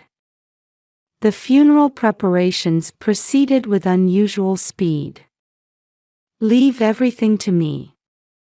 William's voice carried an undertone of urgency. The death certificate was issued by his old friend, Dr. James Peterson. The need for an autopsy was dismissed, and everything proceeded without a hitch. It was as if everything had been arranged in advance. I want to proceed with cremation as soon as possible. I don't want to prolong the family's suffering. As William repeated these words, Beverly's sense of unease only grew stronger. Why was there such a rush? Why refuse a detailed examination? And above all, why was Jennifer so terrified? The sound of the blizzard echoed like an ominous portent. Beverly had no way of knowing that an even deeper darkness lurked within this grief. And there was little time left before the true nature of that darkness would be revealed. Heavy snow fell silently in the Eden Prairie Funeral Home parking lot. The forecast predicted no end to the snowfall tonight. As temperatures continued to drop, a thin layer of ice had begun forming on car windshields. Beverly sighed deeply in her car. The dashboard clock showed 3 p.m. These were the final moments of farewell. Just a few minutes remained before Tommy's small body would be placed in the black hearse. "Let's go," Beverly whispered to herself as she slowly opened the door. The cold wind stung her cheeks. Several cars were already parked in the lot, but no people were visible. Everyone must have already entered the funeral home. That's when she noticed the black hearse. The vehicle stood like an ominous shadow in the shelter of the building. Beverly stopped in her tracks. Something was wrong. Something was off. Her 30 years of counseling experience sent warning signals throughout her body. "Grandma, help me. I'm scared." A faint voice carried on the wind. Beverly froze. That voice. It can't be. With trembling legs, she approached the hearse. The voice was definitely his. Tommy's voice. But that should be impossible. "Tommy." The moment she whispered, she heard the voice again. Cold. "Grandma, help." Beverly's hand touched the black body of the hearse.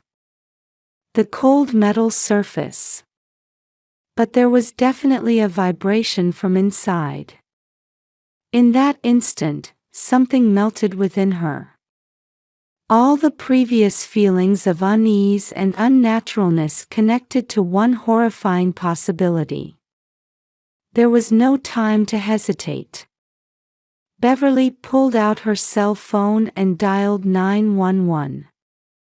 "This is an emergency. I'm at Eden Prairie Funeral Home. Please send police immediately. My grandson is still alive." Perhaps hearing her voice, William burst out of the funeral home. "Bev, what are you doing?" His voice carried obvious panic. Dr. Peterson followed behind him, his face pale as death. "William, why would you do such a thing?" William didn't answer Beverly's question. Instead, he approached the car with a fierce expression. "You're mistaken.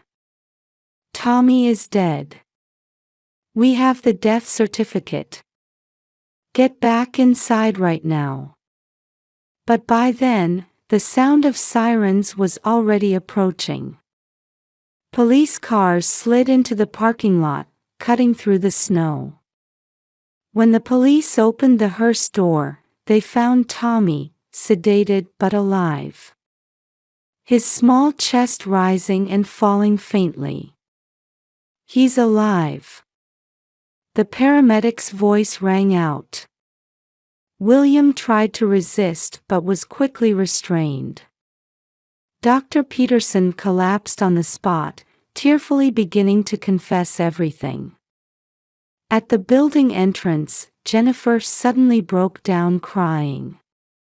Her voice sounded as if she were expelling 10 years' worth of fear and suffering all at once. "Tommy, my Tommy." Mark stood frozen in place. His wife screamed like crying. His father being arrested. His son's survival. It all seemed too surreal to accept as reality. Beverly clutched the hand of her grandson as he was loaded into the ambulance. His small fingers weakly squeezed back. "Grandma, it was cold." At Tommy's faint voice as he opened his eyes, Beverly couldn't stop her tears. However, this wasn't the end. The true story was hidden in an even deeper darkness. Jennifer's strange behavior, William's obsession, and Dr. Peterson's involvement. All these mysteries were about to be revealed. The blizzard grew stronger, continuing to paint Eden Prairie white. But no one felt the cold anymore. The confrontation with truth that was about to begin would bring a far more cutting chill. In the waiting room at Mayo Clinic, Beverly held Jennifer's trembling hands. They had just been told by the doctor that Tommy was receiving treatment in intensive care and his condition was stable. "Will you tell me?" At Beverly's gentle question, Jennifer slowly raised her face. The truth she had kept hidden for 10 years was about to be revealed. "I won't run away anymore."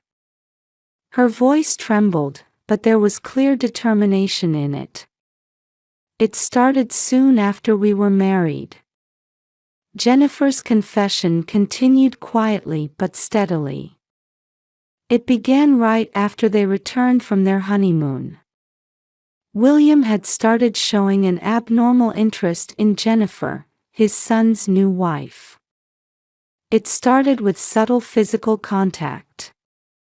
Then gradually escalated to more explicit acts. At first, I thought maybe this was normal." Jennifer's voice caught. Beverly squeezed her hands silently. "But it wasn't. He was trying to completely control me." 2 months after the wedding, on a night when Mark was away on business, William broke into the house and committed his first assault. Since then, his domination had continued for over 10 years. "I couldn't tell anyone, especially Mark." With tears in her eyes, Jennifer continued. "He would say, 'This is how fathers show love to their daughters, treating me like a child who didn't understand anything.'" Beverly felt her chest tighten. Behind their weekly performances of the ideal family at church, such demonic acts had been taking place. Tommy accidentally saw it. Last Thursday, when William had broken in as usual, Tommy suddenly entered the room. "Grandpa, don't make Mommy cry." In that instant, William's expression changed completely. The presence of a witness could destroy his perfect system of control. From that day on, he started to. Her words trailed off. But no further explanation was needed. William had tried to take his grandson's life to silence him. Dr. Peterson's interrogation revealed even more horrifying facts. William had paid $250,000 in hush money and requested a false death certificate.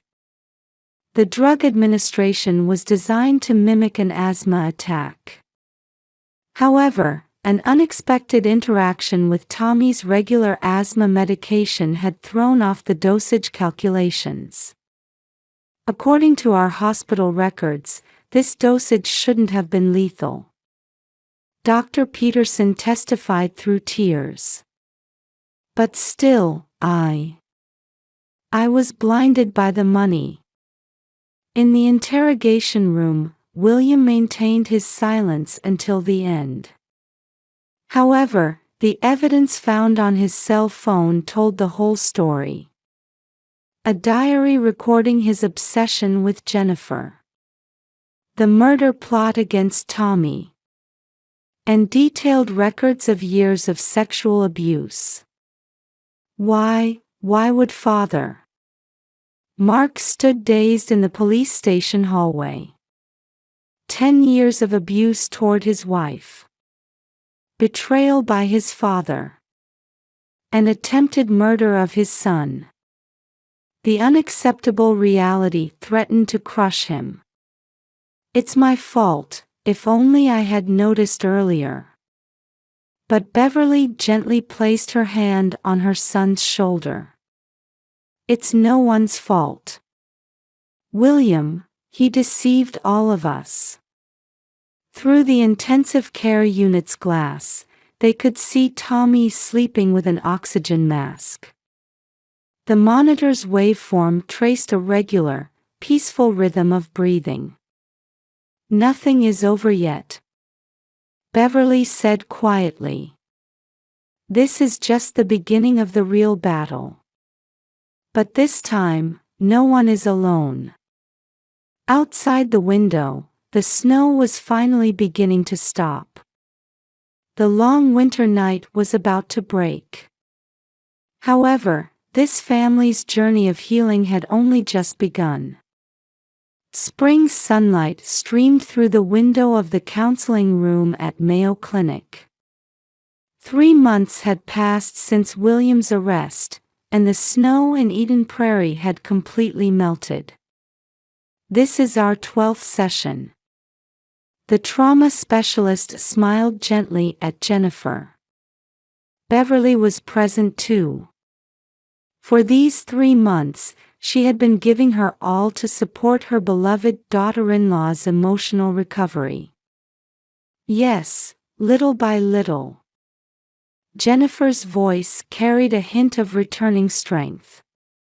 Recently, I've been able to sleep at night. It was a small but significant progress. After the incident, Jennifer had suffered from severe insomnia. Seeing William's shadow in the darkness, hearing his footsteps, it had taken over 2 months for her to be freed from such terrors. Have you been able to talk with Mark? At the counselor's question, Jennifer looked down slightly. Little by little, but I still don't have the courage to tell him everything. Rebuilding the marital relationship was one of the most challenging tasks.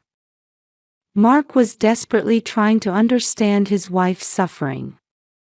However, the shock of learning about his father's decade-long abuse had become his own trauma. Yesterday, Mark told me, "There's no need to rush. Let's overcome this together." Jennifer's eyes moistened as she spoke these words. Beverly listened silently to their conversation. She herself had needed time to recover from the shock of discovering her husband's true nature. 40 years of marriage. All the memories they had built together. The reality that everything had been covered in extensive lies. But now, Tommy's presence was what sustained her heart. "Grandma, look." Tommy's voice rang out cheerfully as he played in the hospital courtyard after the session. Completely recovered from the drug's after effects, her grandson was running around energetically in the spring sunshine. "You've grown again." Beverly embraced her grandson tightly, as if confirming his warmth. If she hadn't heard Tommy's voice that day, the thought still chilled her heart. "Mom, about tomorrow's trial." Mark spoke quietly. William's trial was finally approaching its conclusion. "It's all right. I'll go with Jennifer." The prosecution was seeking a life sentence. Dr. Peterson had agreed to a plea deal and provided detailed testimony. Severe punishment for William was now certain. "Grandma, have Daddy and Mommy made up?" At Tommy's sudden question, Beverly momentarily lost her words. But she couldn't lie to her grandson's pure eyes. "Yes, they're both trying their best. Because they love you so much." Those words weren't a lie. Mark and Jennifer were attending couples counseling twice a week. It would still take time to rebuild their broken trust.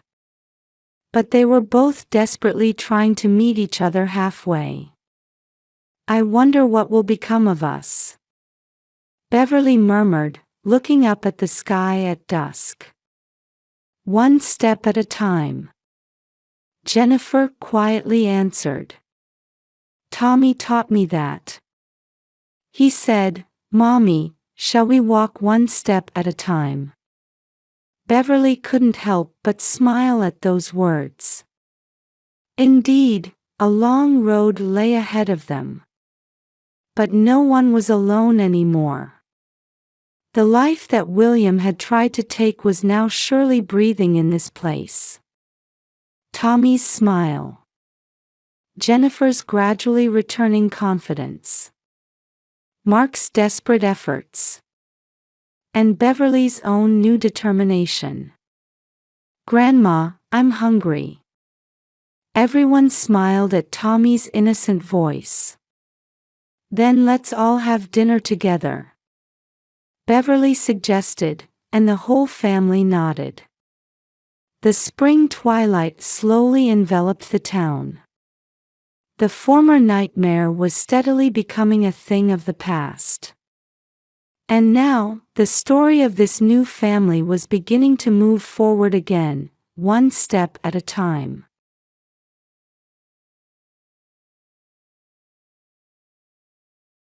In the misty morning kitchen, Patricia smiled at her husband's photograph. Tom's gentle smile beamed back at her, just as it always did. As she adjusted her apron, she gazed out the window. The upscale Scarsdale neighborhood was still wrapped in tranquility. "Tom, our angel turns 5 today." In the well-maintained flower bed, the roses that Tom had lovingly tended were blooming proudly. This time last year, they had been sitting together, enjoying coffee while admiring this very view. Who could have known that such peaceful days would be stolen away by a sudden heart attack? She reached for the silver photo frame on the counter, gazing at their family picture. It was taken last Christmas when Tom was still healthy. Her granddaughter Melody's smile, held in her son Ryan's arms, shone like the sun itself. Ryan's wife Rachel wore a perfect smile, dressed in sophisticated designer clothing befitting her profession. Back then, everyone's smiles were more natural. At the kitchen island counter, Patricia sipped her warm coffee, reflecting on their happy memories. The day Melody was born. That long night spent holding Tom's hand in the waiting room at Mount Sinai Hospital in Manhattan. The weight of that tiny life when she first held her. The day Melody first called her Grandma. How she'd repeated the newly learned word over and over, beaming with pride. That moment of joy remained vivid in her heart. And the last day Tom held Melody.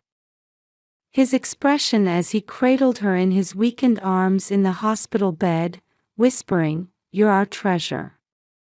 Lost in memories, the phone rang. The display showed Ryan. It was his usual call before heading to Wall Street. "Good morning, Ryan." "Morning, Mom. Is everything ready for today's party?" "Yes, Don't worry. Rachel's been acting strange lately. Could you keep an eye on her today especially? I understand. I'll watch out for her. After hanging up, the kitchen's silence seemed more pronounced. Indeed, over the past 2 weeks, something had felt off. The other day, while playing with Melody in the park facing Central Park, a stranger approached and tried to talk to Melody. He was a well-dressed man who introduced himself as an architect. Surprisingly, typically shy Melody conversed with him naturally. Especially that laugh. Melody's distinctive laugh seemed oddly familiar. Late that night, Ryan was working at his PC until the early hours. The screen displayed what looked like medical documents. He frequently checked his smartphone, occasionally sighing deeply. His furrowed brow suggested deep concentration. When asked, "Is work difficult lately?" he'd just reply vaguely, "Oh, well." Her son, who usually confided his family concerns, seemed to be keeping something to himself.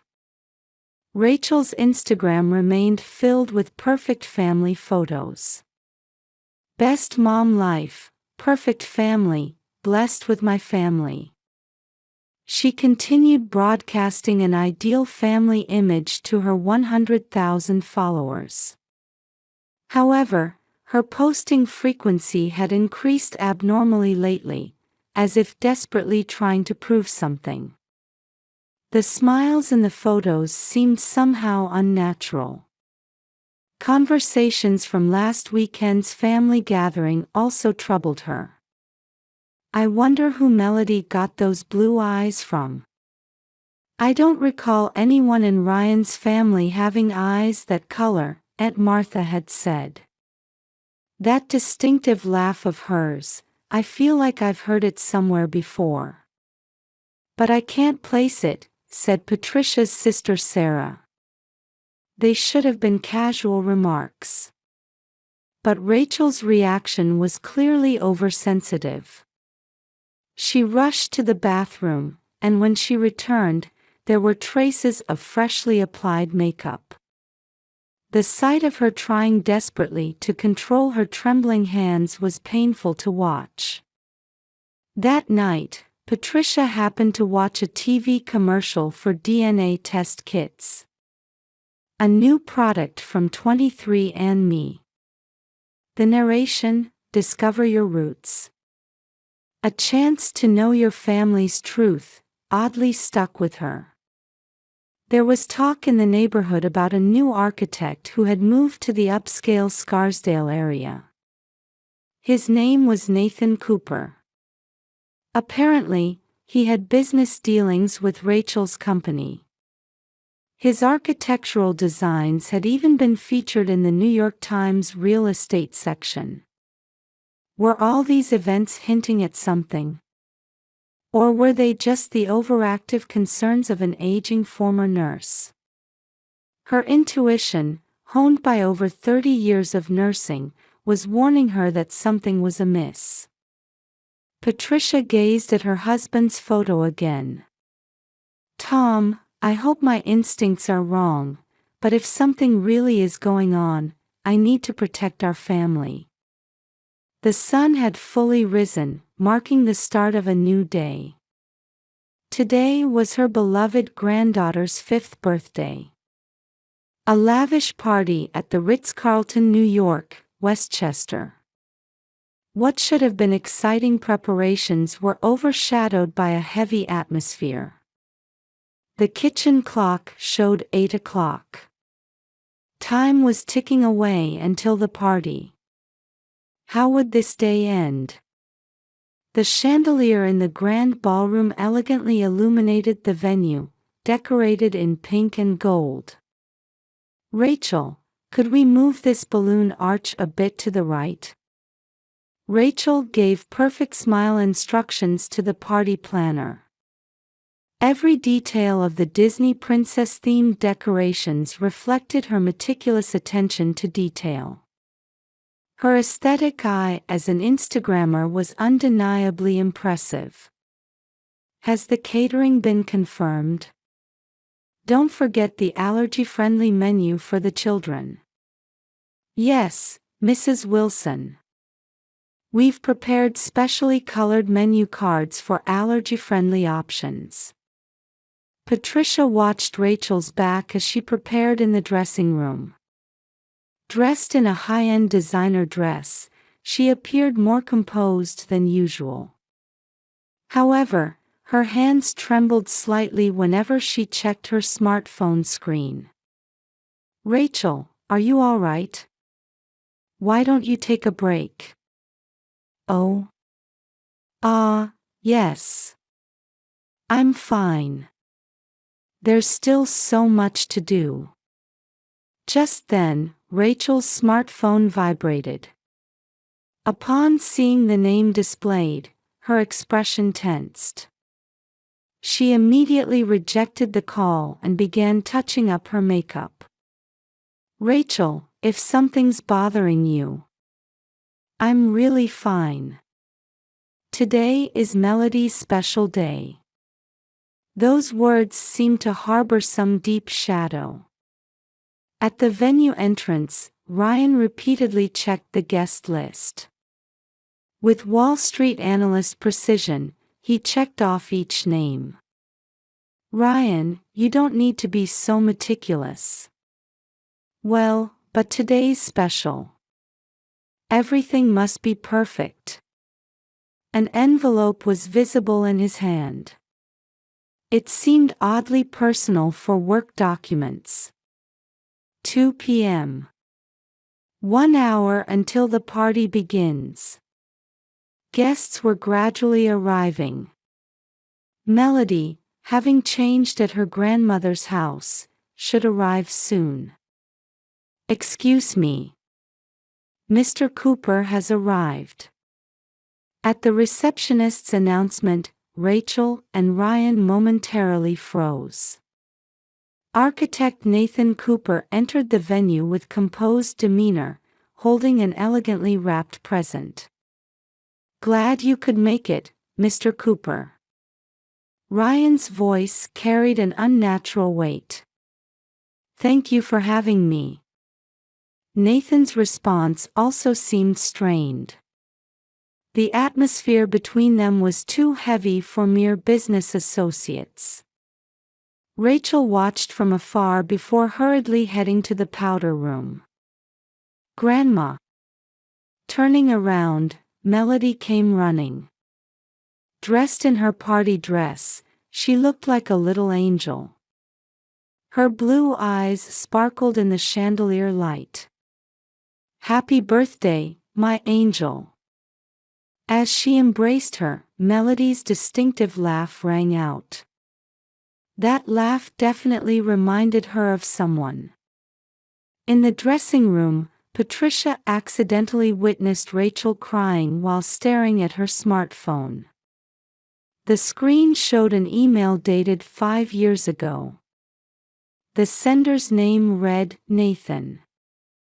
Rachel quickly closed the screen and began fixing her makeup. "Oh, Patricia, sorry. Just got some mascara in my eye." An obvious lie. But Patricia lacked the courage to point it out. 5 minutes before the party, over 100 guests had gathered in the venue. While children's laughter echoed, a strange tension hung among the adults. "The cake is ready." At the pastry chef's announcement, Rachel turned. The 5-tiered cake looked like it had stepped out of a fairy tale. However, contrary to its perfection, Rachel's expression harbored dark shadows. "Rachel, it's almost time for the cake cutting." At Patricia's voice, Rachel slowly nodded. Her eyes mixed determination with fear. The clock showed 3 p.m. The hands of fate moved inexorably forward. Happy birthday to you, happy birthday to you. The voices of over 100 guests echoed through the grand ballroom. In the spotlight, Melody shone like a fairy tale princess. Happy 5th birthday, Melody, was elegantly written in sugar lettering on the 5-tiered cake. Pink and gold balloons danced from the ceiling as children's cheers filled the venue. A perfect birthday party. Yet to Patricia's eyes, something was clearly amiss. Rachel's hands trembled slightly as she stood before the cake. Her refined profile wore an expression too rigid for this festive space. Ryan clutched an envelope at the edge of the venue, watching his wife. His gaze held deep sadness rather than anger. And Nathan Cooper. He stood quietly in the back, arms crossed, as if waiting for his fate to be determined. Now, Melody. Make a wish before you blow out the candles. Patricia gently placed her hand on her granddaughter's shoulder. Melody closed her eyes, clasping her small hands before her chest. Hey everyone, let's take a picture. Rachel's voice rang unnaturally high. She took out her smartphone and aimed the camera. However, her trembling hands were now impossible to hide. Rachel, shall I take it? No, I'm fine. This. I have to take this. Then it happened. Happy birthday. Here's your surprise. With Rachel's scream, an unimaginable scene unfolded before them. She grabbed the cake and smashed it into Melody's face. The venue froze. Melody's face covered in cream. Blue eyes wide with shock. And tears gradually welling up. Grandma. Melody called for her grandmother in a trembling voice. The sight tore at Patricia's heart. How could you? Someone screamed. Children began crying.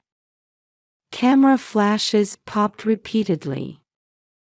The sight of guests aiming for social media posts made this tragedy even more painful. Patricia immediately embraced Melody, trying to wipe away the cream. But she couldn't wipe away the wounds in her granddaughter's heart. Rachel. What have you done? Ryan's angry voice thundered. But Rachel was laughing. Crying while wearing a maniacal smile. Her perfect makeup ruined, mascara running down her cheeks. What about you? What were you hiding? Rachel, this isn't the place for that. Why not? Let everyone hear. What you know. The venue fell silent. The air grew heavy. Then Nathan Cooper stepped forward. Let me explain. Mr. Cooper, please. Not here. Ignoring Ryan's protest, Nathan began to speak. Stop. Rachel's scream echoed through the venue. I'll tell them.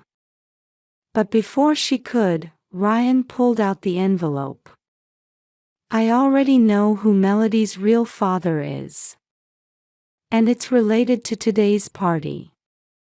At those words, a collective gasp filled the venue. Melody was still crying in Patricia's arms. Pink cream stained her dress. The scene seemed to symbolize this family's distortion. Ryan, please. Not here. Patricia pleaded in a trembling voice.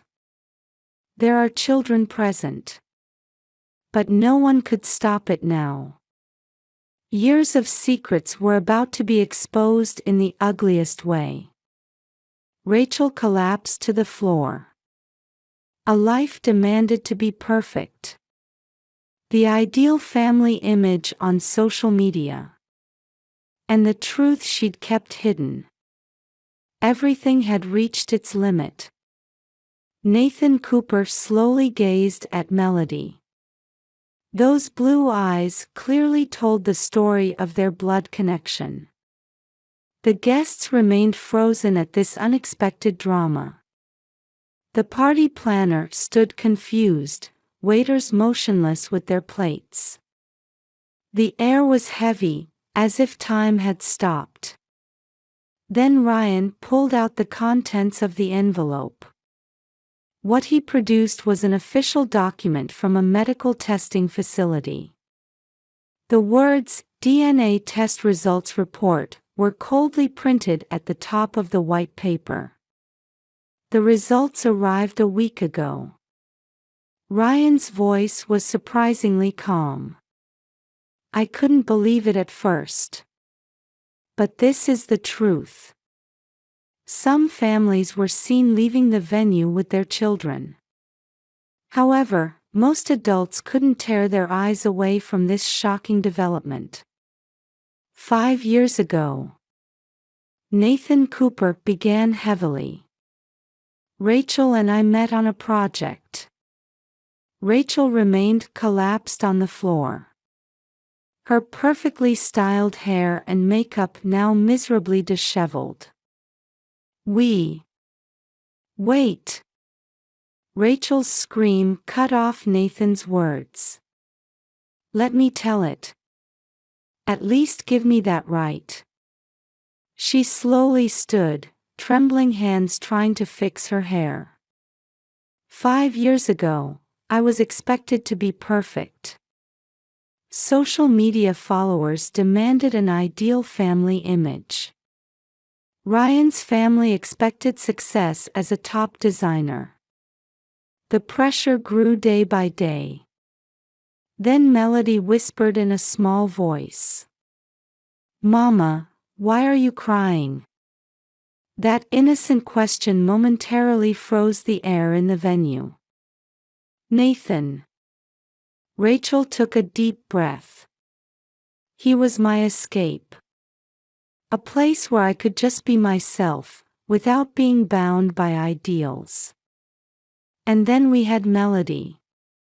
Nathan's voice carried deep emotion. But I was too cowardly. Wait. Patricia raised her voice. To talk about this in front of the child. But there was no going back now. The DNA test shows with 99.9% probability that Nathan Cooper is Melody's biological father. Ryan stated the facts matter-of-factly. I first noticed Melody's blue eyes. And that distinctive laugh.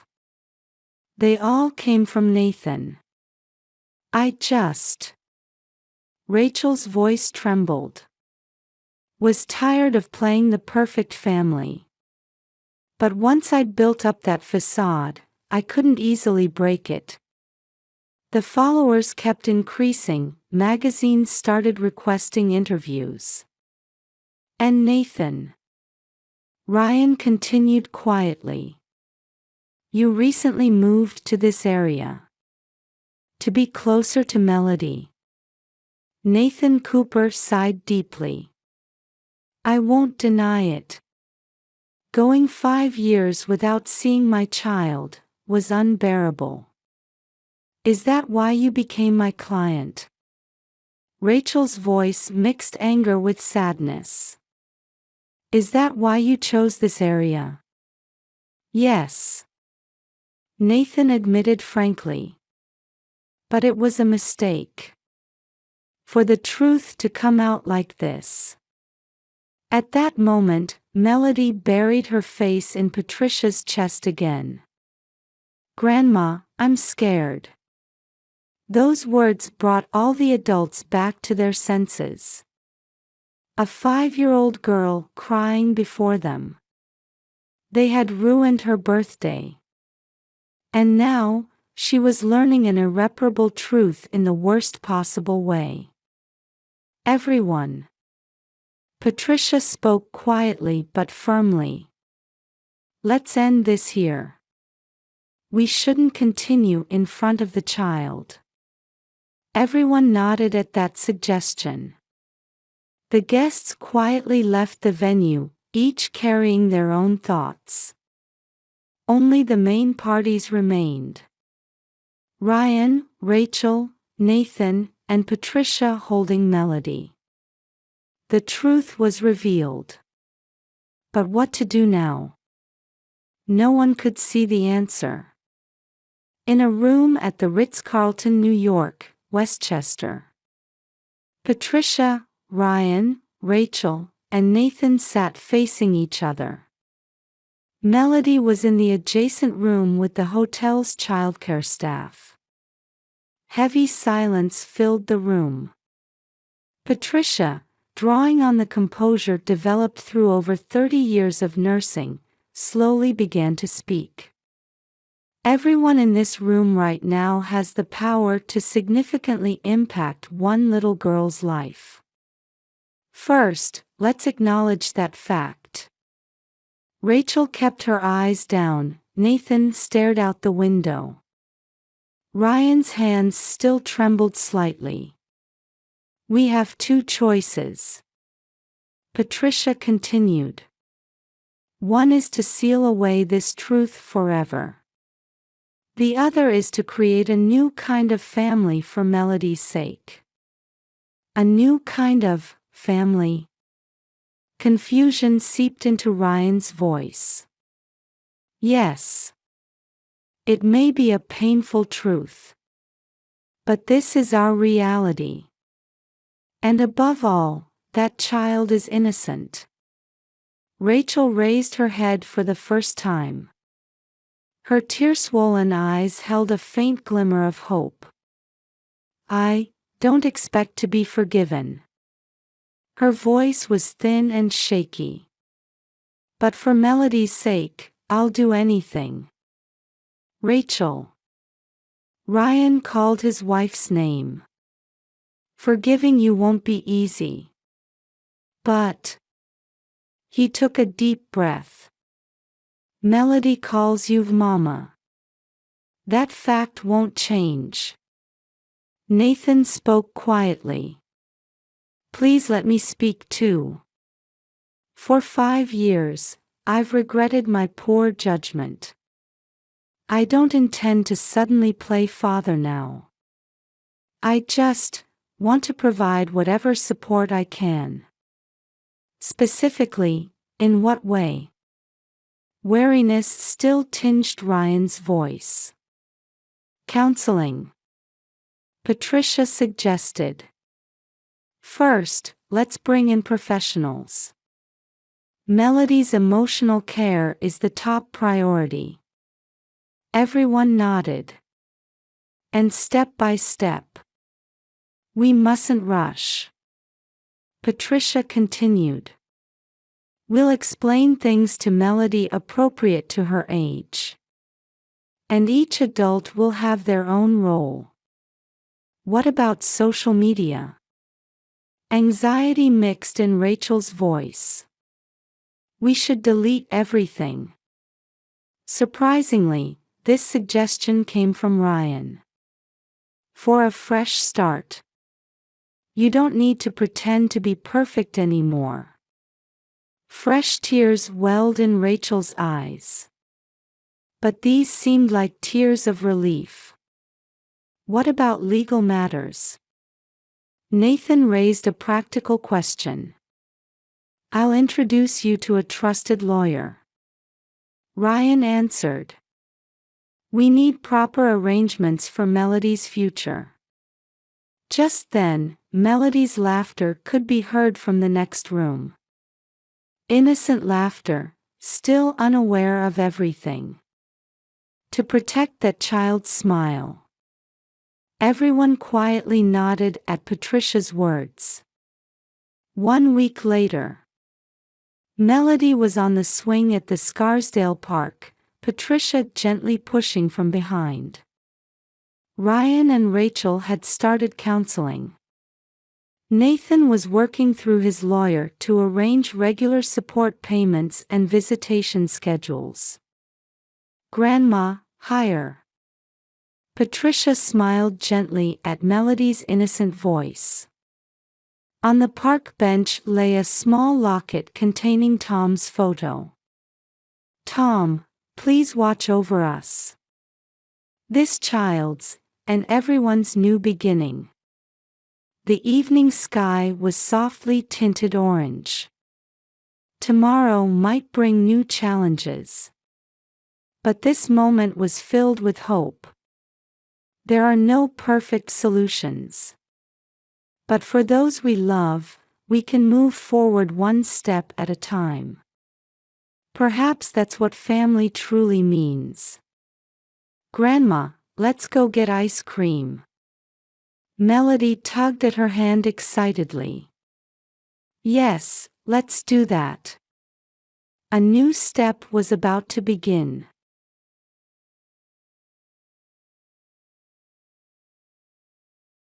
A dim October morning. In an aging apartment in Somerville, a suburb of Boston, Rachel Cooper was helping her 5-year-old son Noah get ready for daycare. The morning sun filtering through the window cast a faint glow in the dusty air. Noah, don't you want to go to daycare today either? Rachel asked gently while fastening the buttons of his small uniform. Noah remained silent, looking down. His profile showed more shadows than usual. Mommy, everyone at school looks at me weird again, because I don't have a daddy. Noah's eyes glistened with small tears as he answered in a trembling voice. 6 months since separating from his father. The children's gossip and parents' glances had deeply wounded young Noah's heart. He must surely be sensing the cold reactions from others toward the mother and child who had moved from their upscale neighborhood. Rachel hugged her son tenderly. It's all right. Mommy will definitely pick you up.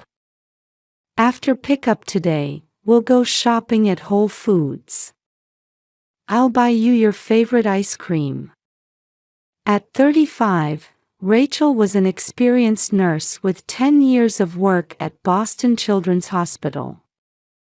Her gentle personality, cultivated through working with sick children, along with her inner strength, had become her support in overcoming their current difficulties.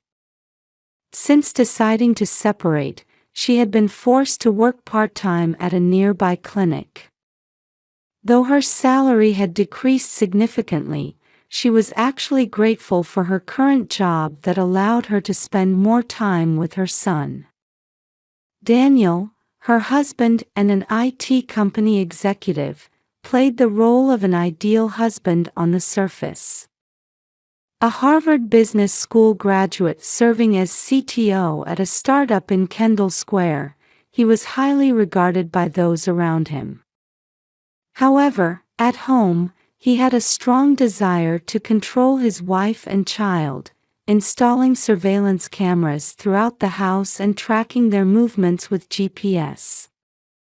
It was a suffocating daily life where even social media was monitored. His expressions of love, shaped by being raised by a perfectionist mother, always came with control. His mother Margaret, a former psychiatrist at McLean Hospital, was outwardly an upper-class lady devoted to charitable activities. However, beneath her elegant exterior, Rachel had sensed an abnormal obsession and desire for control. Mommy, is Daddy never coming back? Noah asked anxiously while picking at his breakfast cereal. Rachel hesitated to answer. She was still fighting with Daniel over custody. The legal battle with his expensive lawyers was depleting Rachel's savings. Noah, with Daddy, were having some difficult discussions. But both Mommy and Daddy love you very much, Rachel answered while hiding her inner turmoil. From the next room, the red light of the installed surveillance camera still glowed. Trying to remove it would likely work against her in court. After finishing breakfast cleanup in the aged kitchen, Rachel packed Noah's lunchbox with sandwiches. A loving lunch made with affordable ingredients bought at Target. Cheese and ham sandwiches with apple slices. Even amid financial difficulties, she had vowed never to skimp on showing love for her son. Well, shall we go? The faint morning sunlight cast shadows behind the mother and child as they left the apartment hand in hand. While descending the old stairs of the three-story apartment building, Rachel held in her heart a small hope for the start of another new day. On their commute, they stopped at Dunkin' Donuts as usual. Rachel added one chocolate donut, Noah's favorite, as a small encouragement. On the bus to daycare, Rachel held her son's small hand tightly. Her reflection in the window showed her wearing affordable clothes from Target, her face showing signs of fatigue. She looked quite different from her former poised self during her hospital days. Mommy. Rachel smiled gently at Noah's anxious whisper. It's okay. There's nothing wrong with you. Mommy will protect you. She felt her own voice trembling slightly as she said these words. Divorce mediation and custody battles. The cold gaze of her perfectionist mother-in-law Margaret. And her husband's twisted need for control. Could she protect her son from all of this? Her father-in-law Frank, a former police officer, merely watched despite noticing his wife's concerning behavior. The bus quietly drove through Boston's misty cityscape. Outside the window, New England's trees, beginning to show their fall colors, swayed in the cold wind. The scene seemed to mirror the mother and child's unstable emotional state. The road ahead would certainly not be smooth. However, Rachel was determined to keep moving forward to protect her beloved son. The chilly October morning air seemed to silently watch over her resolution. At 10 a.m., a sudden ringtone made Rachel's phone vibrate in the clinic's break room. Her body froze when she saw the name displayed on the screen. Margaret. It was her mother-in-law calling. Her heart raced. Ignoring the call might work against her in the custody battle. With trembling fingers, she swiped to answer. Rachel? How are you? Margaret's voice flowing from the receiver was elegant and calm as always. Having worked as a psychiatrist at McLean Hospital for many years, her voice had a mysterious power to put people at ease. Yet something lurking beneath it sent chills down Rachel's spine. Yes. I'm fine. Actually, I'd like to talk with you. Shall we discuss reconciliation? For a moment, Rachel felt hope at those words. But with the next words, that hope turned to anxiety. Won't you come to our house? Preferably overnight. With Noah. But Daniel will adjust his work schedule to come too. I think we need time to talk as a family. Frank is in Chicago on business, but even just us. Rachel hesitated. Her lawyer had warned her about appearing uncooperative. However, she was nearing her limit both financially and mentally. After the legal battles, her savings were depleted, and the clinic's salary alone made life difficult. Noah must want to see me too, doesn't he? Those words shook Rachel's heart. Indeed, Noah had mentioned Margaret several times. Despite complex feelings, his young heart probably missed his grandmother. As a mother, she couldn't ignore her son's loneliness after escaping their surveillance camera-filled life and starting to live in a new environment. All right. After hanging up, Rachel heaved a deep sigh. Had it been the right decision? The cloudy sky visible from the break room window strengthened her ominous feelings. While packing at their apartment, she happened to meet Linda Parker, who lived across the hall, on the stairs. A former social worker, Linda had always greeted them with a warm smile. Today, however, her expression was somehow grave. "You shouldn't go near Margaret's house." Linda's sudden words surprised Rachel. "What do you mean?" "I know about her past. 30 years ago, at the hospital, but I can't talk about it in detail now. Just, be careful." Linda's serious gaze filled Rachel with indescribable anxiety. What did Linda's warning mean? Rachel continued preparing for departure. Minimal changes of clothes. Noah's favorite stuffed animal, Mr. Bunny. Phone charger. And, just in case, she slipped in a small flashlight. "Mommy, are we going to Grandma's house?" Noah asked while hugging his stuffed animal. His voice mixed expectation with anxiety. "Yes, just for one night." While driving, she occasionally checked the GPS.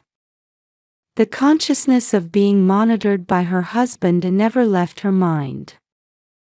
On the way to Newton, Linda's warning crossed her mind repeatedly. But it was too late to turn back now. Under Boston's threatening sky, the car headed toward the suburbs. While gripping the steering wheel, Rachel suppressed the warning bells in her mind. In the rearview mirror, her son's sleeping face showed small shadows of anxiety. As Rachel's car entered the upscale Newton neighborhood, the sky had sunk into an even heavier gray.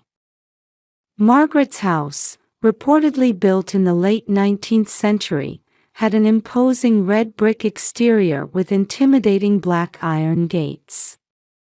The meticulously maintained front garden featured New England-specific plantings arranged in such perfect order that it seemed unnatural. Margaret was waiting at the front entrance.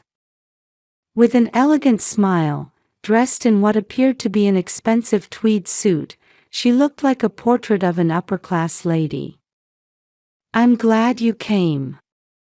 Noah, you've grown so much." Margaret's voice was sweet as honey. However, some other emotion seemed to lurk behind her eyes. Noah stood almost hiding behind his mother. "Come, let's go inside." As the heavy wooden door opened, an interior with an antiseptic-like smell appeared. The perfectly arranged furniture, spotless floors, and surveillance cameras installed everywhere made Rachel feel suffocated. "Put your bags in the guest room upstairs. But first, how about some tea?" The tea Margaret served in the drawing room appeared to be expensive English made. Rachel remembered countless tense tea times spent in this room. "Where's Daniel?" "Oh, his work is running late. He says he'll arrive late tonight." During their casual conversation, Margaret's gaze persistently followed Rachel's movements. She seemed less like a former psychiatrist and more like a researcher observing a test subject. "Noah, I found something interesting in Grandma's room. Would you like to see it?" At Margaret's sudden suggestion, Noah looked anxiously at his mother. Rachel gave a small nod, sending her son off. As their footsteps climbed the stairs, she felt increasingly uncomfortable. Left alone, Rachel decided to walk around the house a bit. The hallway had many locked rooms, and the door leading to the basement was secured with a heavy lock. Old photographs hung on the walls, all showing stiff family portraits. "Mommy." At her son's sudden call, Rachel rushed upstairs. Noah was holding an old album, pointing excitedly. "Look, Grandma says these are pictures from the hospital where she worked." The album showed a younger Margaret. Photos of her in a white coat standing with patients. However, there were traces where several photos had been cut out, and medical records like documents were tucked beside them. "Noah, you shouldn't look at those things." Margaret returned to the room and quickly took the album away. For just a moment, anger flashed across her face. "It's almost dinner time. I've prepared a special dinner." At 6 o'clock, an extravagant dinner was laid out on the dining table. All Noah's favorites, New England clam chowder, lobster rolls, and Boston cream pie for dessert. "If I could be his real mother, I could do this every day." At Margaret's words, Rachel stopped eating. While trying to gauge the meaning behind this loaded statement, she watched her son. Outside the window, dusk was deepening. At midnight, in the second-floor guest room, Rachel lay awake. Listening to Noah's breathing beside her, she stared at the red light of the surveillance camera installed on the ceiling. The light blinked ominously in the darkness. "Mommy, bathroom." Noah suddenly woke up. Rachel took her son's hand and stepped into the dark hallway. The old mansion's creaking floorboards broke the silence. As they were returning from the bathroom, they heard faint sounds from downstairs. Rachel gripped her son's hand tightly and froze.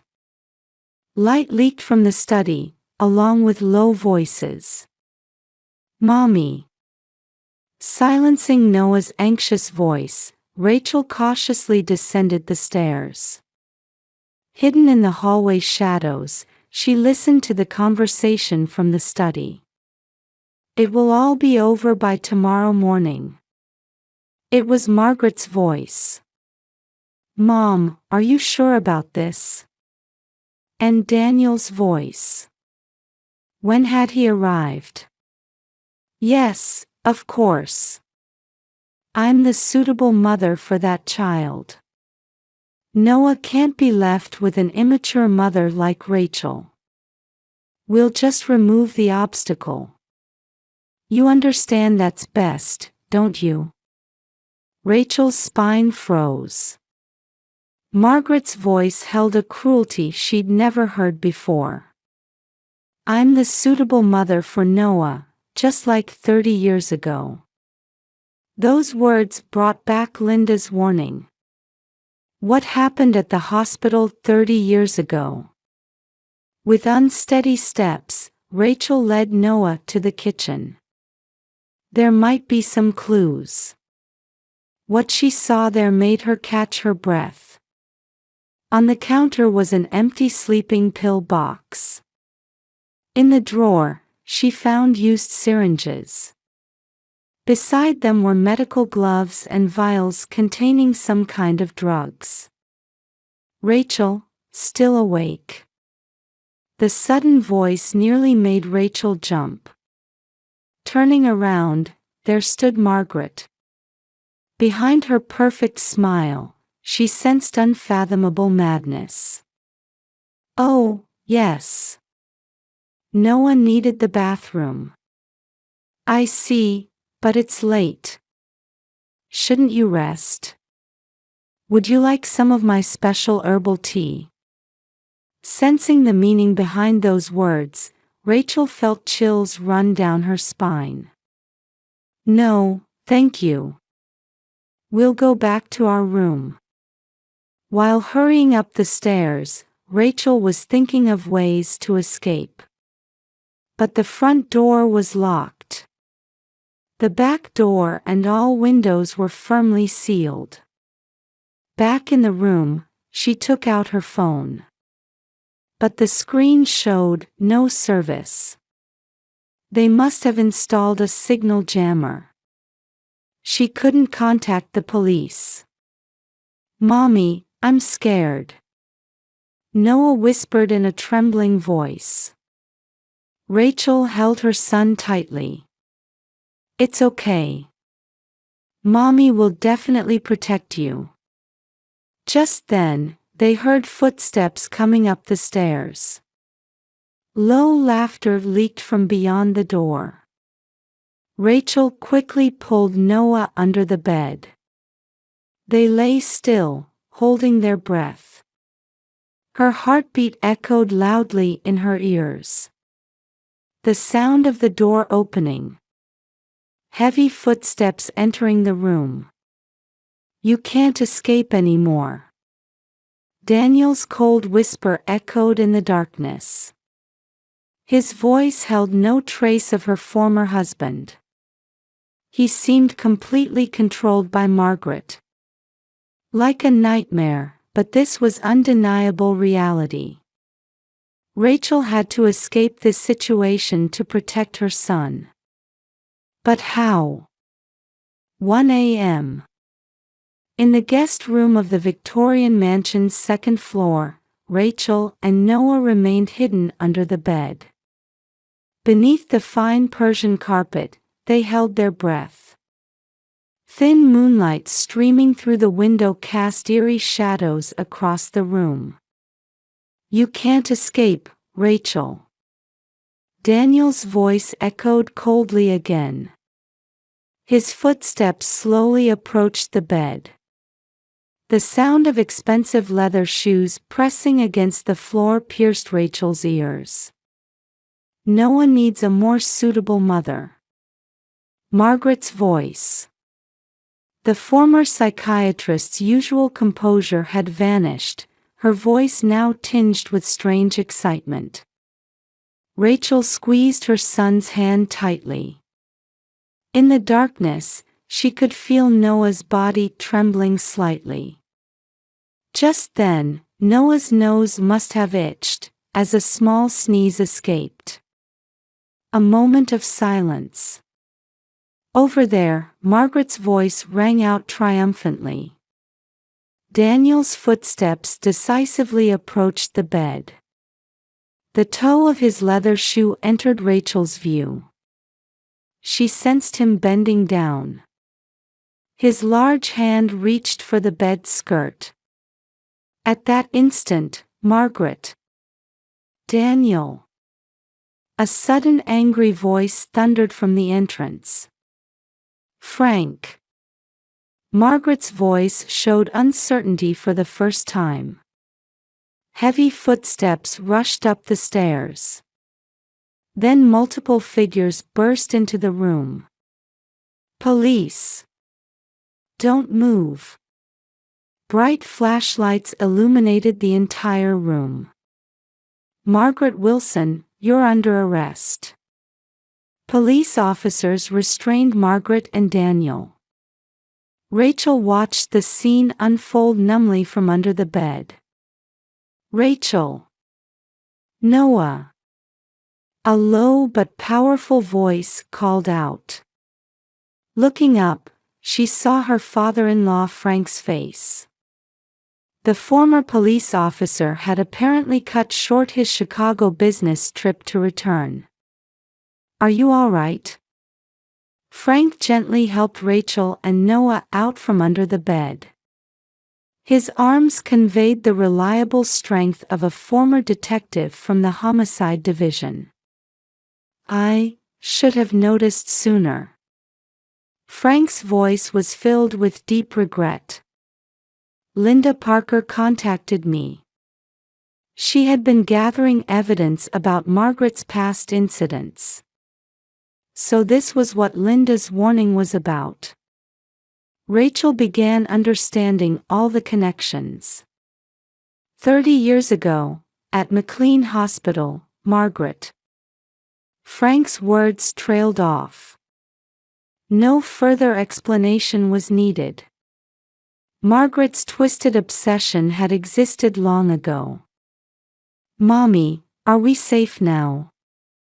Rachel nodded firmly at Noah's trembling voice. "Yes, we're safe. No one can hurt us anymore." As Margaret was being led away by officers, she maintained her elegant smile until the end. But her eyes were completely hollow. Daniel just kept his head down in silence. Perhaps being freed from his mother's control was also a relief for him. The pre-dawn sky was visible through the window. The cold October wind gently stirred the curtains. After Linda's warning, I cut my trip short. Then I went straight to the police with the evidence she had gathered. Rachel nodded deeply at Frank's explanation.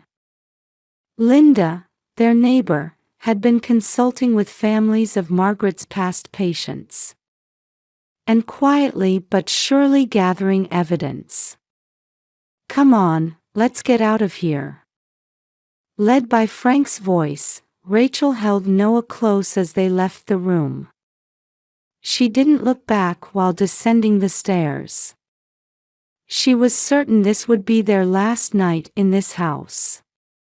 The dawn light had begun faintly coloring the eastern sky. Like an announcement of a new day's beginning. The next morning, in an interview room at the Cambridge police station, all the truth came to light. 30 years ago, when Margaret was working at McLean Hospital, she showed an abnormal obsession with a 5-year-old son of one of her patients. Linda Parker began explaining while spreading out the evidence she had gathered. Old newspaper articles, copies of medical records, and cut-out photographs lay on the table. Under the guise of treatment, she tried to make him into her perfect son. Linda's voice trailed off. Though the incident was covered up by the hospital, she had received consultations from that family while working as a social worker. The cutout photos in that house's album. Rachel's words were met with Linda's quiet nod. Yes, they were of that boy. The syringes and drugs stored in the basement were probably. Frank opened his mouth heavily. I should have noticed. I sensed something was wrong with my wife, but I turned a blind eye to the superficial piece. I ignored my police officer's instincts. Even his Chicago business trip was actually an attempt to temporarily escape from his wife's concerning behavior. But Linda's emergency phone call had made him realize everything. Daniel grew up under his mother's twisted love. The detective in charge explained while looking at the report. He too was a victim. Rachel now understood the truth behind her husband's controlling behavior. Under Margaret's control as she played the role of the perfect mother, Daniel's expressions of love had also become distorted. They'll both need treatment in a facility for a while. Rachel nodded deeply at the detective's words. A few weeks later, the court granted Rachel full custody. Frank offered to support his grandson's upbringing. "Please use my savings until you find a new home." Rachel nodded gratefully at her father-in-law's offer. In early November, Rachel and Noah moved into a new apartment in Somerville. "Mommy, I'm not scared anymore," Noah said with a smile while unpacking boxes. From the new apartment's window, they could see the sunset over the Charles River. No surveillance cameras, no GPS tracking, no oppressive atmosphere. Boston Children's Hospital had also offered her a full-time position to return. She could build a new career using her previous experience. "That's right, we're okay now." Rachel held her son close, savoring the expectation of their new life. Outside the window, early winter winds rustled through the remaining autumn leaves. Sometimes the nightmare-like memories resurface. But that's in the past. Rachel knew what was important now was to keep moving forward. A mother's love should never be about control or obsession. It should be gentle and warm, based on trust and understanding. The sunset streaming through their new home's window gently illuminated the mother and child's silhouettes. It looked like a hopeful light, announcing the beginning of a new life.